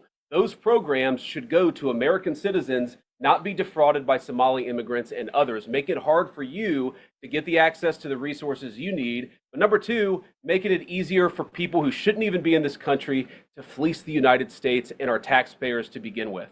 We have actually activated a major interagency task force to make it possible to get to the heart of this fraud. We have Department of Agriculture resources that are focused on SNAP fraud, so that people who need food benefits can get them, but illegal aliens and other fraudsters don't. We have over 1,500 subpoenas that the Department of Justice has issued to get to the heart of the fraud ring. We've done almost 100 indictments, mostly Somali immigrants, but also a few others. And of course, we're looking in with broad investigatory authority to a number of the instances of wrongdoing that we've seen in Minneapolis. But we also want to expand this. We know that the fraud isn't just happening in Minneapolis, it's also happening in states like Ohio. It's happening in states like California. And so what we're doing in order to help coordinate this remarkable interagency effort from the Trump administration, but also to make sure that we prosecute the bad guys and do it as swiftly and efficiently as possible, is we are creating a new Assistant Attorney General position who will have nationwide jurisdiction over the issue of fraud. Now, of course, that person's efforts will start and focus primarily in Minnesota, but it is going to be a nationwide effort because, unfortunately, the American people have been defrauded in a very nationwide way. I want to thank a couple of people for their cooperation, in particular Pam Bondi, our Attorney General. First of all, for getting a lot of resources to Minneapolis to start to investigate and prosecute this fraud really at an industrial scale. We've never seen fraud like this in the history of our country. Pam has been doing a great job to get the resources there to uncover it. But importantly, creating a job like this often takes months, sometimes even longer. When we realized that we needed this Associate Attorney General position, Pam got this person up and running in about a week. We're going to make the nomination hopefully in the next few days. We'll obviously let you guys know who that is when we do it. I've talked to Senate Majority Leader John Thune, who has promised me swift confirmation for this official. But this is the person who is going to make sure that we stop defrauding the American people. Here's one final thing I'll say about this. I've heard a lot of people say that we need a special counsel to investigate fraud in the United States of America. I actually agree, and that's what this position does. It has all the benefits, all the resources, all the authority of a special counsel, but with two crucial differences. Number one, it will be run out of the White House under the supervision of me and the President of the United States. And number two, it's actually constitutionally legitimate. As you guys may know, the special counsel statute has some major constitutional questions. When we get the bad guys, we want to make sure we get them permanently and they don't have some legal technicality they can get out of, which is why we set it up as an Associate Attorney General. I'll take some questions, but I want to make just one final observation here. When I was actually walking out here, somebody sent me a photo of a CNN headline about what happened in Minneapolis. And this is the headline. I'm just going to read it. Outrage after ICE officer kills U.S. citizen in Minneapolis. Well, that's one way to put it, and that is the way that many people in the corporate media have put this attack over the last 24 hours. And I say attack very, very intentionally, because this was an attack on federal law enforcement. This was an attack on law and order. This was an attack on the American people. The way that the media, by and large, has reported this story has been an absolute disgrace, and it puts our law enforcement officers at risk every single day. What that headline leaves out is the fact that that very ICE officer nearly had his life ended, dragged by a car 6 months ago, 33 stitches in his leg. So you think maybe he's a little bit sensitive about somebody ramming him with an automobile. What that headline leaves out is that that woman was there to interfere with a legitimate law enforcement operation in the United States of America. What that headline leaves out is that that woman is part of a broader left-wing network to attack, to dox, to assault, and to make it impossible for our ICE officers to do their job. If the media wants to tell the truth, they ought to tell the truth that a group of left-wing radicals have been working tirelessly, sometimes using domestic terror techniques to try to make it impossible for the President of the United States to do what the American people elected him to do, which is enforce our immigration laws. The President stands with ICE. I stand with ICE. We stand with all of our law enforcement officers. And part of that is recognizing that you people in the media, not everybody in this room, but many people in this room have been lying about this attack. She was trying to ram this guy with her car. He shot back. He defended himself. He's already been seriously wounded in law enforcement operations before, and everybody who's been repeating the lie that this is some innocent woman who was out for a drive in Minneapolis when a law enforcement officer shot at her, you should be ashamed of yourselves. Every single one of you. Questions? Wow, he sounds exactly like the MG show. I wish you would have said who they were arresting, because that's going to be very important going forward. Understanding who these people are actually protesting. The person that was arrested was an illegal Mexican alien, illegal alien who raped children. Thank you, JD. He sounds like the MG show, didn't he? Yeah, he sounds like somebody I could vote for president one day, didn't he? He sure does. Yeah. All right. Let's go back. Here are going to be the questions. Let's see. Here's Refest. I wanted to read a quote from Tim Walz earlier today. He said, "When things looked bleak, it was Minnesota's first that held the line for the nation on July 3rd, 1863, and I think we may be in that moment now. Can you comment on his rhetoric and Mayor Jacob Fry and whether they want to see unrest in Minneapolis? Well, that's very tough rhetoric from a guy who just quit because his fraudulent activities have been uncovered. Look, Tim Walz is a joke. His entire administration has been a joke. The idea that he's some sort of freedom fighter, he's not. He's a guy who has enabled fraud and maybe, in fact, has participated in fraud. That's what this new Assistant Attorney General position is going to find out. I don't care what Tim Walz says. I care about getting to the bottom of this fraud for the American people, and I care about enforcing the nation's immigration laws. That's what we're going to stay focused on. On a related question here, I mean, Democrats have accused ICE of murder. They've said they're targeting Americans. They've told ICE to get the F out of Minnesota. This is going to stoke the fire against ICE agents, and you're talking about ICE agents right now and being concerned about them. What, if anything, is the administration going to do to make sure these folks are protected during these protests? But also, should DHS sort of revisit their procedures here? I mean, nobody wants to see an American killed. Are there changes that need to be made to make sure something like this doesn't happen again? Look, first of all, of course, nobody wants an American citizen to be killed. This is absolutely a tragedy. But it's a tragedy of the making of the far left. They have radicalized a very small segment of the population, taught them that ICE agents are engaging in wide-scale A very small segment. You are the majority. violation of people's rights. What our ICE officers are doing is deporting the millions of criminal aliens that were let in during the Biden administration. So number one, we have to say, as a matter of leadership, and I would appreciate if the Democrats would join me on this, let's be honest about the fact that we have way too many illegal aliens in this country. Our ICE officers should be supported in doing their job. You're trying to actually marshal the far left lunatic fringe to engage in doxing, to try to make it impossible for them to enforce the law, and in some cases actually to engage in acts of domestic terrorism against our law enforcement officers. When you talk about different plans, different protocols, different policies, I forget exactly how you asked the question. Here's the simple fact. What we're going to do is make it easier for the American People's Administration to enforce the American People's law. And that means that Democrats have to stop rallying the mob against legitimate law enforcement operations. And that means that we are going to get tougher, and that's what this AAG position is about. We're going to get tougher at the people who are defrauding the United States by inciting violence against our law enforcement officers. That's one of the things that we're going to do. We've already started that work at the Department of Justice. We're going to keep on doing it, and this new AAG position is going to kick that into high gear. Vice President Vance, you just suggested that this woman who was killed, Renee Good, is part of a broader left-wing network.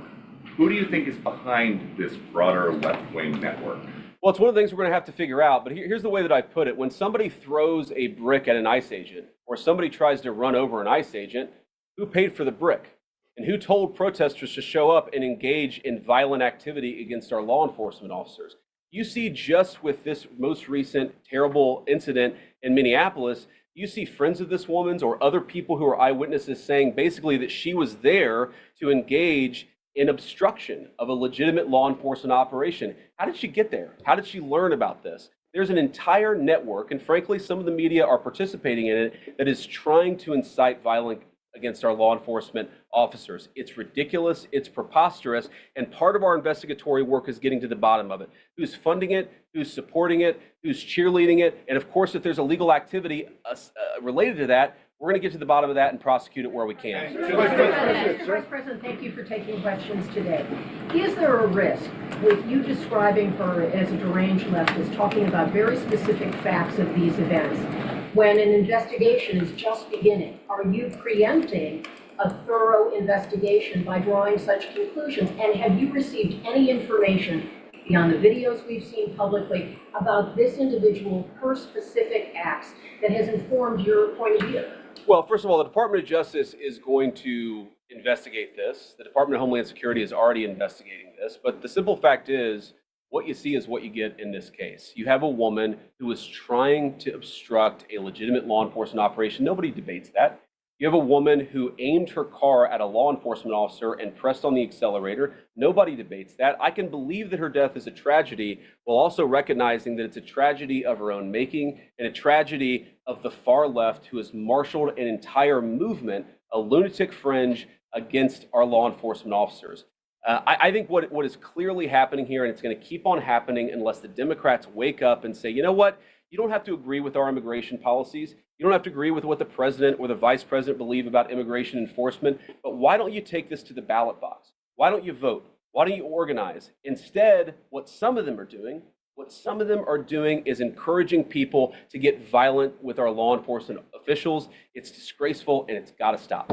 Yeah. Just to follow up on that question, and again, thank you for taking questions, Mr. Vice President. There's clearly a lot of emotion in Minnesota, across the country, over this incident. You're calling Renee Good a deranged leftist. There's been heated rhetoric that we've also heard from officials. What responsibility do you and the president have to diffuse some of the tension that we are seeing play out in Minnesota, bring down the temperature as this investigation is unfolding? What we have just a second, Jeff. You here? I find that very interesting. No, I find that interesting. Isn't this very similar to some of the stuff that they do to us here? They're being asked for them to bring down the rhetoric.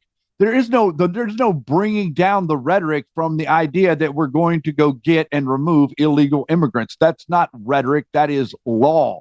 We're not saying, oh, let's band up a group of people and send out a posse to do this work for us. No, they're sending out sworn law enforcement officials to do the work of sworn law enforcement officials. There's no rhetoric. The lady right there acts like the rhetoric coming from the administration to say that we're going to, or the directives coming from the administration saying that we're going to remove illegal immigrants is rhetoric.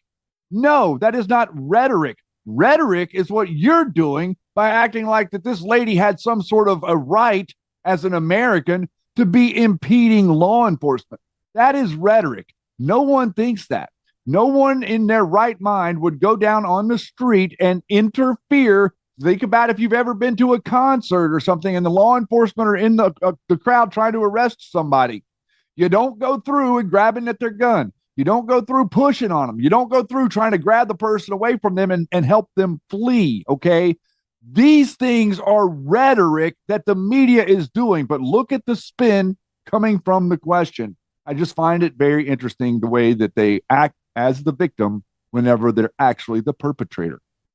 Protect the people who are enforcing the law and protect the country writ large. Whether you're Democrat or Republican, you deserve to have the people's laws enforced in the United States of America. Now, again, I'm not happy that this woman lost her life. I'm not happy that this woman was there at a protest violating the law by interfering with a law enforcement action. I think that we can all recognize that the best way to turn down the temperature is to tell people to take their concerns about immigration policy to the ballot box. Stop assaulting and stop inciting violence against our law enforcement officers. That's the best way to take down the temperature. And we're not going to give in to terrorism on this. And that's exactly what's happening.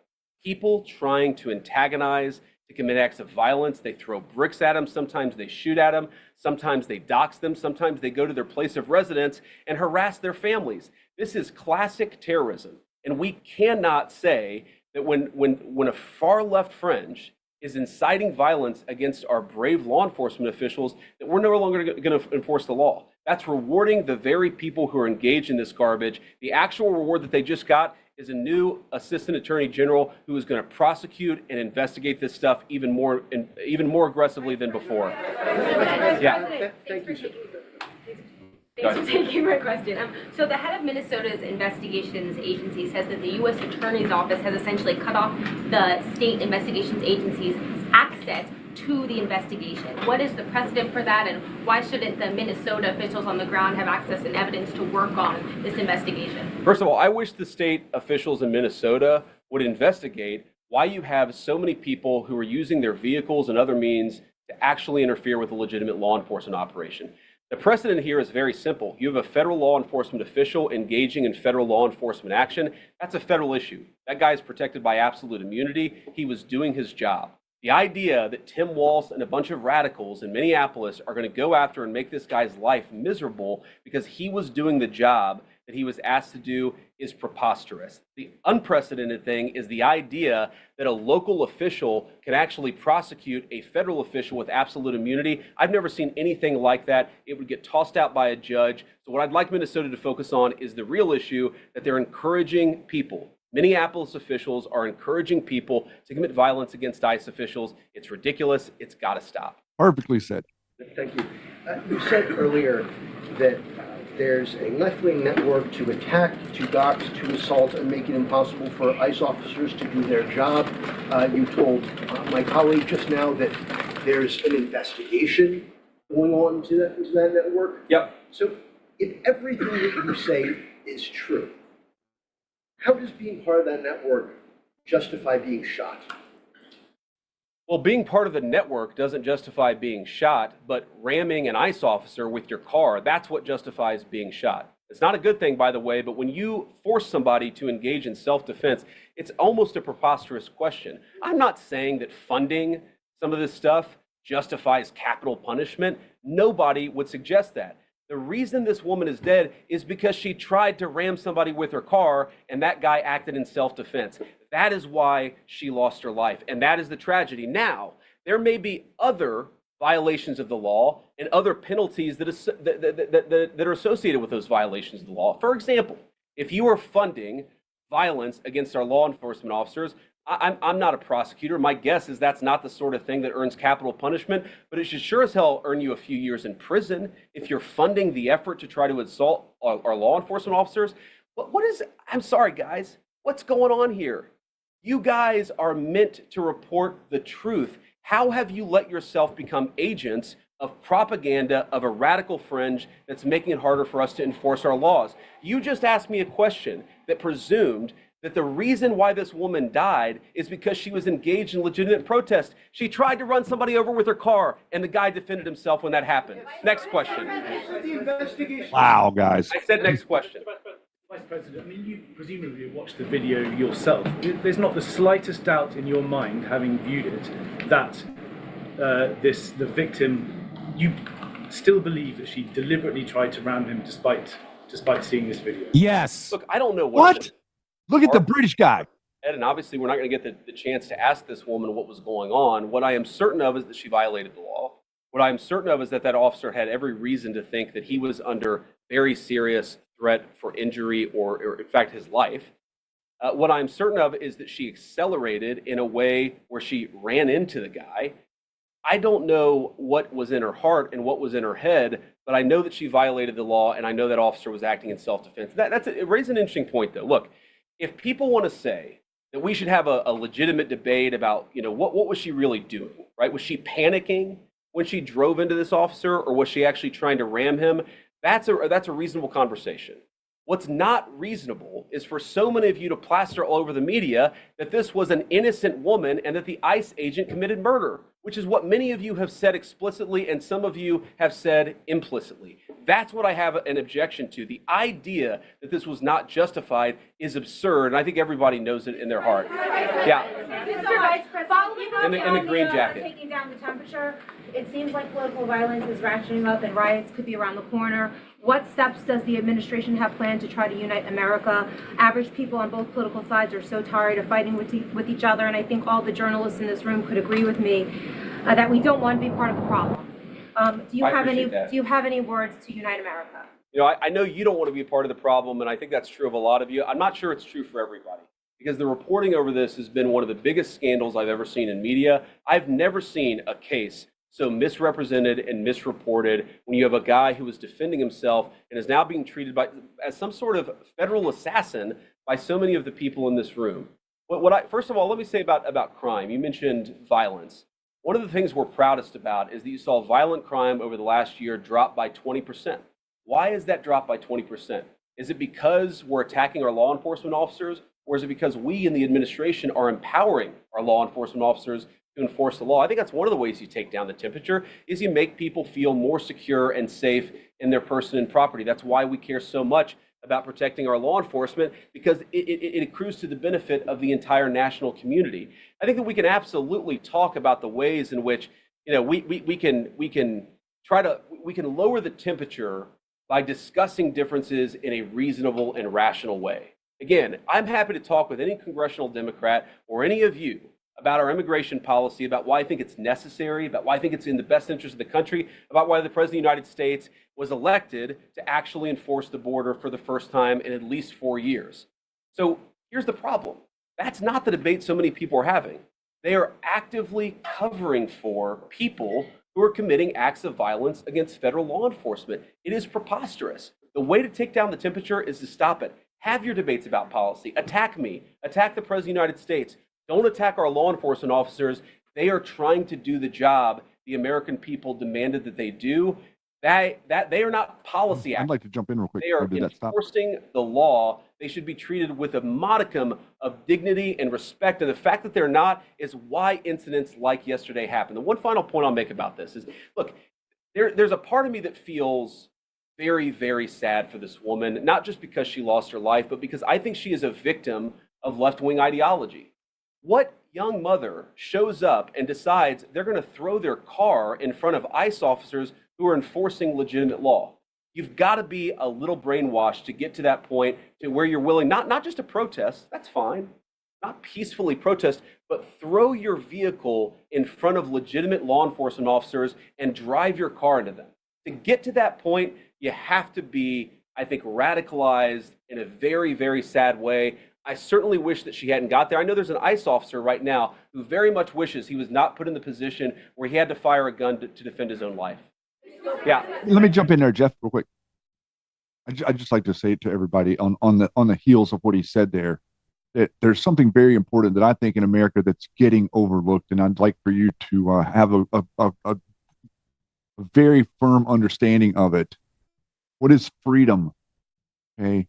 What does freedom really mean? What did the founding fathers mean by freedom? What did they mean? Did they mean the ability for you to walk around between states? Did they mean your ability to own a boat?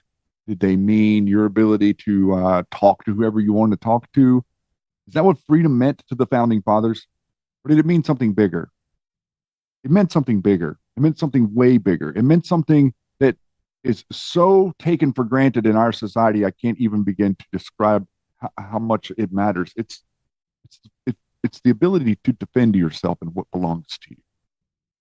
The freedom is the ability to defend yourself with deadly force against someone who is trying to harm you, your family, or your property. Okay?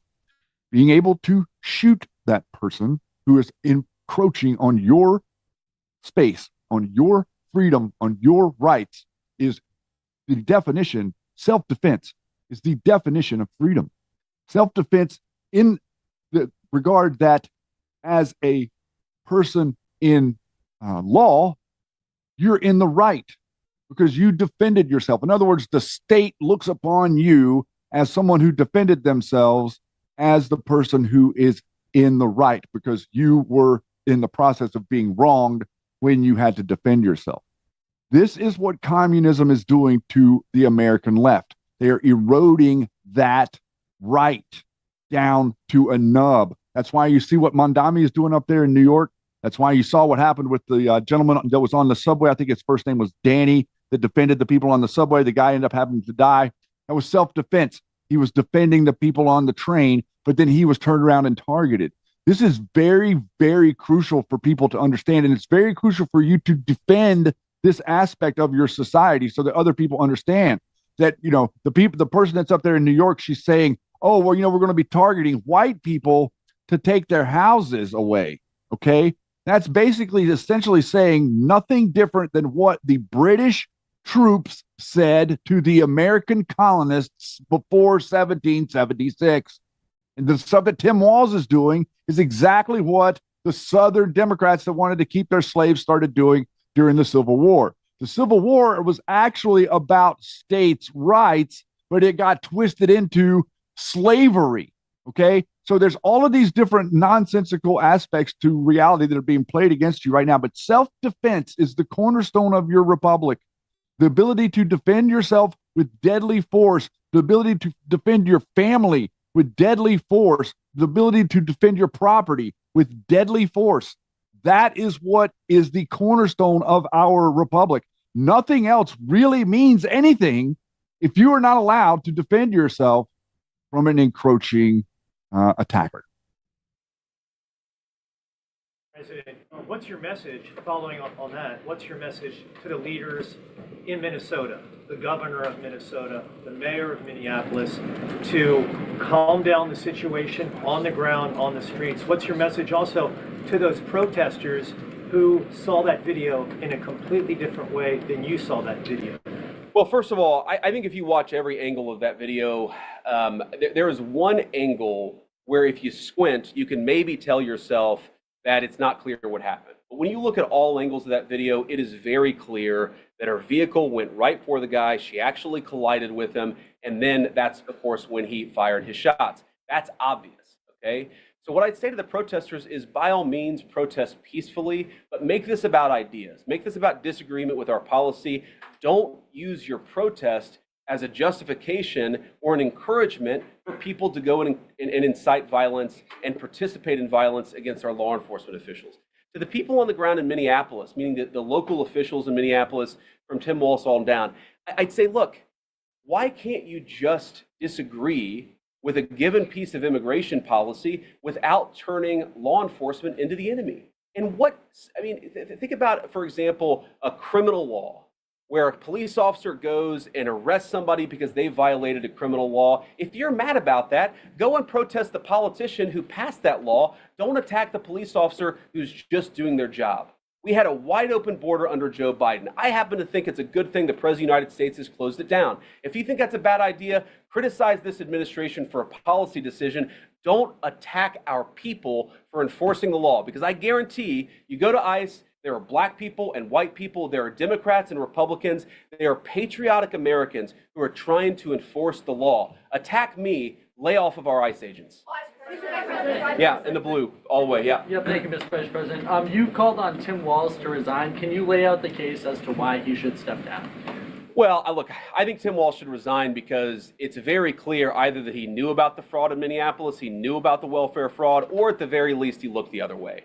I mean, this is not like Lex Luthor, right? This is not movie villain fraud. This is the lowest IQ possible fraud. This is, we're going to take the absence of kids and set up a daycare center where there are no children, and we're going to call our early childhood education center the Quality Leering Center. By the way, spell learning, maybe you shouldn't be in early childhood education. But people got rich off of this. We know that there were schools who either had no enrollment or at least they overstated their enrollment. Tim Walz, either it was unbelievable incompetence or he was in on the fraud. That's one of the things we're going to get to the bottom of. Sir. Thank you, Mr. Vice President. Can you explain the difference between this Associate Attorney General and a special counsel? And do you envision this being a permanent position or having more of a limited scope?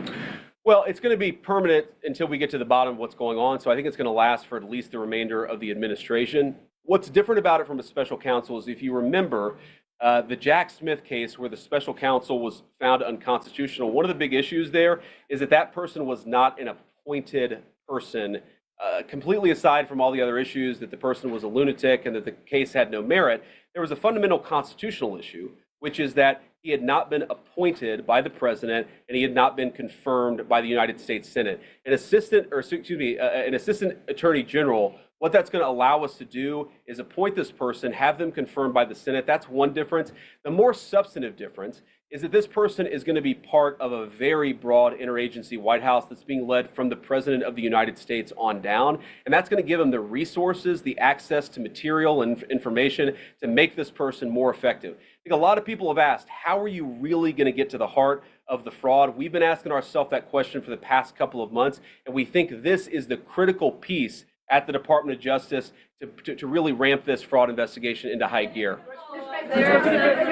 In the red tie, yeah. Vice President Vance, I wanted to ask, what's your message to far leftist agitators who feel emboldened to obstruct ICE activity in Minnesota and around the country? Well, I think they shouldn't feel emboldened because now they have an assistant attorney general who is going to prosecute and investigate their fraud and their violence more aggressively than it has ever been investigated in the United States of America. We are doing so much to try to find the financing networks and the domestic terrorism networks that legitimate this violence, that fund this violence, and that, of course, engage in the violence. These people should not feel emboldened because they have, for the first time, maybe in American history, an administration that is not going to tolerate political violence of any kind from anywhere. Yeah. We are clear today that the entire weight of the federal government is behind these ICE agents and this ICE agent in particular. There is still a federal investigation happening on the ground. Does that mean that they are not looking into this ICE agent at all? They are just focused on the woman who was in the car? What is the investigation if the federal government has talking about? What's the ICE agent got to do with anything? What do you mean? When you say investigation, do you mean investigation of the shooting yesterday or of the fraud that's happening in Minneapolis? Yesterday. Okay, look, DHS, as I understand it, has an investigation already ongoing. I know that other organs of our government are looking at this. So yes, there is certainly an investigation that's happening right now. But as part of the broader fraud investigation, a lot of what we're doing with the Department of Justice has already started. We've got over 1,500 subpoenas. We've got people this morning, actually. We're going door to door to actually knock on some of these fraudulent care centers, these fraudulent social services organizations to get to the bottom of what's going on there. So the investigation in some ways has already been ramping up into the anti-fraud element for at least a few weeks. What we're trying to do is supercharge it and make sure there's a designated person within the Department of Justice who completely controls that particular focus. Just to follow up on that, Mr. Vice President, on the agent, is he still on duty or has he been placed on leave, on administrative leave? And what really was the target of the operation on Wednesday? ICE operation on Wednesday? Well, first of all, it was a legitimate law enforcement operation. We were going door to door to try to find criminal illegal aliens and deport them from the United States of America, because if you come to our country illegally in violation of our immigration laws, then we have the mandate, and in fact, we have the legal duty to enforce those immigration laws. Whether he's been placed on administrative leave, I don't know the answer to that question. I'd refer it to the Department of Homeland Security, and they can follow up. I will say, look, I would appreciate everybody saying a prayer for that agent. Look, in the past 6 months, he has been hit twice by a motor vehicle. One time, the first time, it led to over 30 stitches and very serious injuries to his legs. This is a guy who's actually done a very, very important job for the United States of America. He's been assaulted, he's been attacked, he's been injured because of it. He deserves a debt of gratitude. And I think the media prejudging and talking about this guy as if he's a murderer is one of the most disgraceful things I've ever seen from the American media. Yeah. Vice President, what is your specific role in the future of Venezuela? And I'm wondering, could you confirm reports that the Director of National Intelligence, Tulsi Gabbard, was kept out of the planning for the operations because of her past concerns about military involvement in Venezuela? So I've heard a couple of things. One, that I was kept out of the planning for the Venezuela operation, that's false. And another, that Tulsi was kept out of the planning for Venezuela operations, that's completely false. Look, we're all part of the same team. And one of the things that is really amazing about that operation is that we kept it very tight to the senior cabinet level officials and related officials in our government. And we kept this operation secret for a very long time. I'm very proud of that. I think it suggests that the team works very well together. Looking ahead, what is my role? Look, my role is going to be whatever the president asks me to do. Well, every other day, I'm chairing the meeting that we do on this among White House principals to talk about next steps to try to ensure that Venezuela is stable. And as the president has directed us to do, to ensure that the new Venezuelan government actually listens to the United States and does what the United States needs it to do under our country's best interest. So I'm going to be as involved as the president wants me to be. So far, that's been very involved, and I'll keep on doing that so long as the president asks me to do it. In the purple. Yes. Even beyond the war powers resolution. We'll go purple, and then we'll go pink or whatever that is in front. Royal purple. And then beige. All right. Okay. Are there any indications, you talked about the network, are there any indications that the lady who was shot, I know there are different reports from there, her wife said they were new to the area.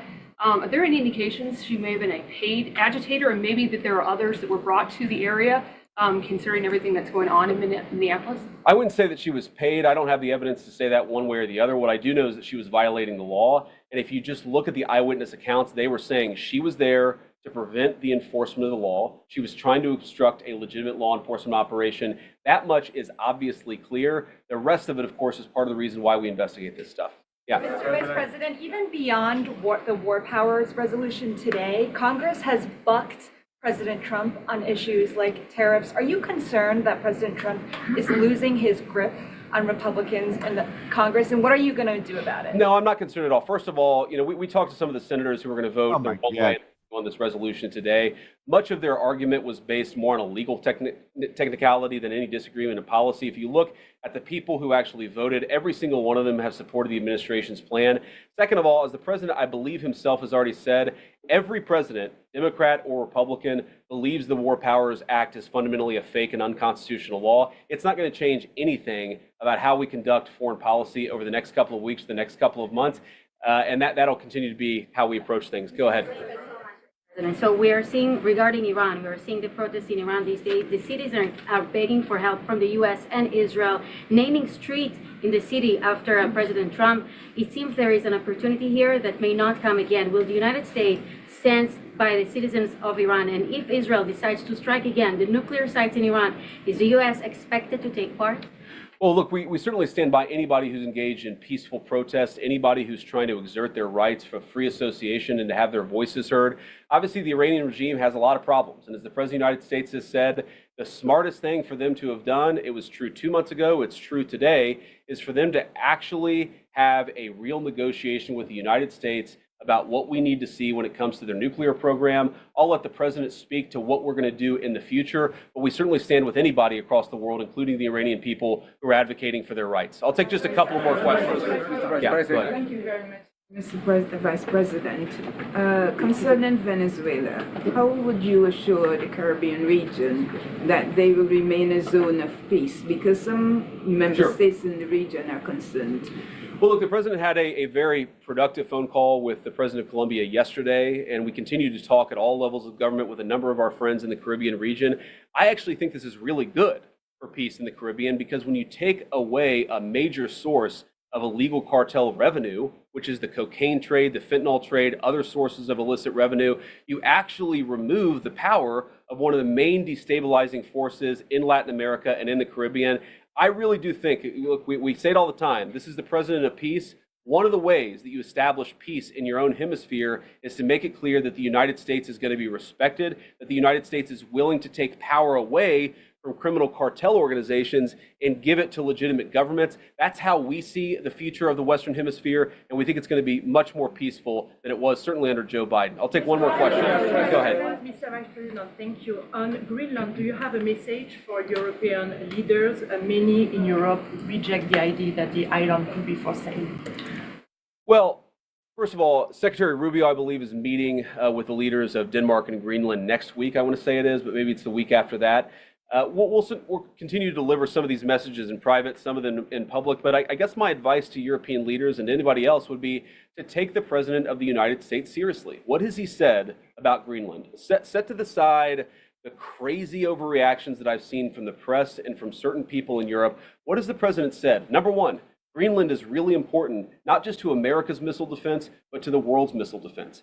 Number two, we know that there are hostile adversaries that have shown a lot of interest in that particular territory, that particular slice of the world. So what we're asking our European friends to do is to take the security of that landmass more seriously, because if they're not, the United States is going to have to do something about it. What that is, I'll leave that to the president as we continue to engage in diplomacy with our European friends and everybody on this particular topic. And again, thank you all for listening. Thanks for taking questions. And I just ask you, look, this is politics, and often Republicans and get in arguments with the press about things, and I understand that.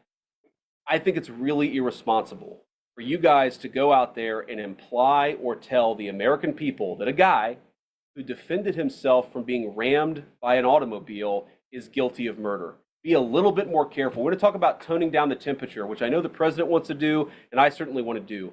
One of the ways we tone down the temperature is to have a media that tells the truth. I encourage you all to do that. God bless you.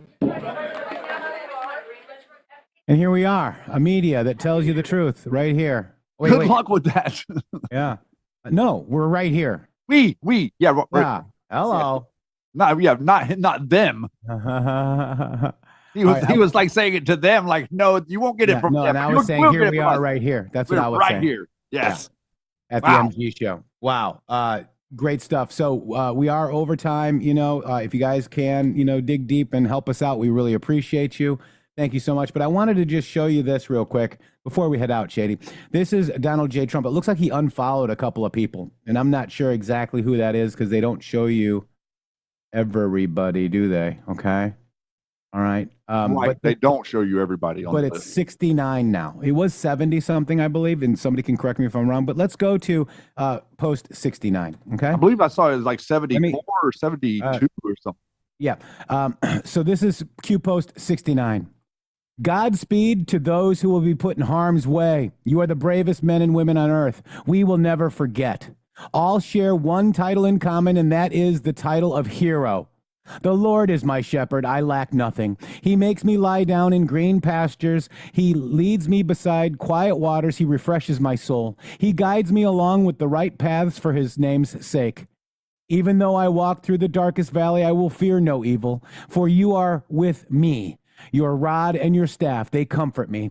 You prepared a table before me in the presence of my enemies. You anoint my head with oil. My cup overflows. Surely your goodness and love will follow me all the days of my life, and I will dwell in the house of the Lord forever.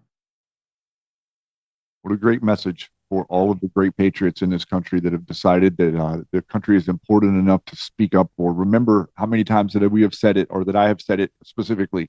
The country is not the border. The country is not the land. The country is us. The country is the people. And the people tearing each other apart is exactly what the system wants, as long as they can keep you tearing each other apart. They don't care if you're tearing the other person apart because they're a Democrat. They don't care if you're doing it because they're a Republican. They don't care what your motive is. They just want you tearing something up. Trust 1961, thank you for the overtime tip. Thank you for the overtime. Storm Rider, OT Love, thank you so much. And with that, guys, we are out of here. Shady Grove, it's Friday tomorrow. It's Friday, yeah. We got through 1 week.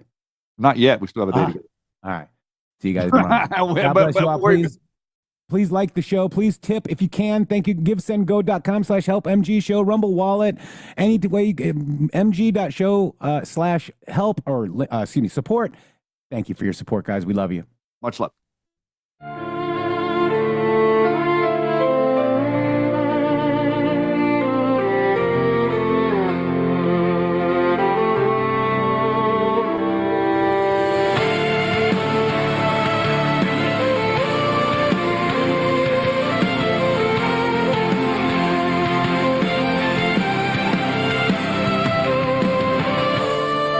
Our message of true hope continues to stand. From the screens to the streets, our message still grows. We will not fall, because we are the Great Awakening, and we are kicking it off. God bless you all. 1, 2, 3, let's go!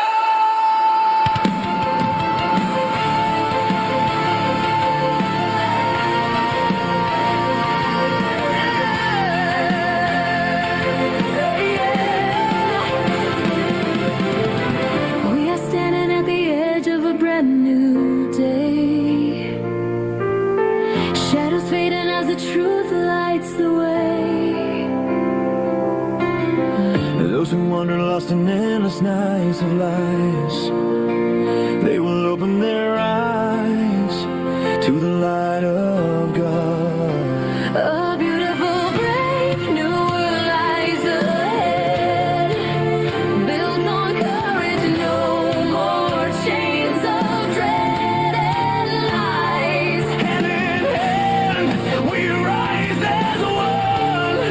The storm is past and the victory won. We take this journey together, one step at a time through any weather. Hearts united, strong and free. Where we go on, hear the call, a world awakening. We are standing tall for them all. The veil of lies is lifting, the darkness retreats. Every soul will feel the rhythm of God. From the ashes of the old disguise and lies, a garden of freedom will bloom and rise just like the phoenix. A beautiful, brave new world lies ahead. Hope is rising where the fear was spread. Side by side, we'll walk the road, carrying God's light. We share in the light.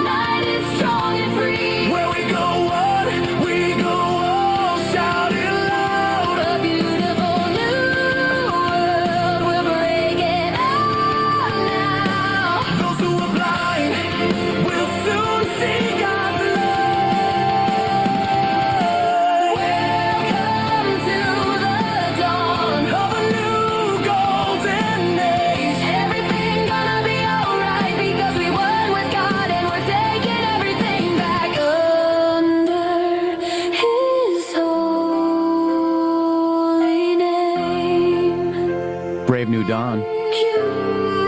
Midnight Star Rider. Thank you very much. God bless you. God bless you all. www.mg.show. Boom.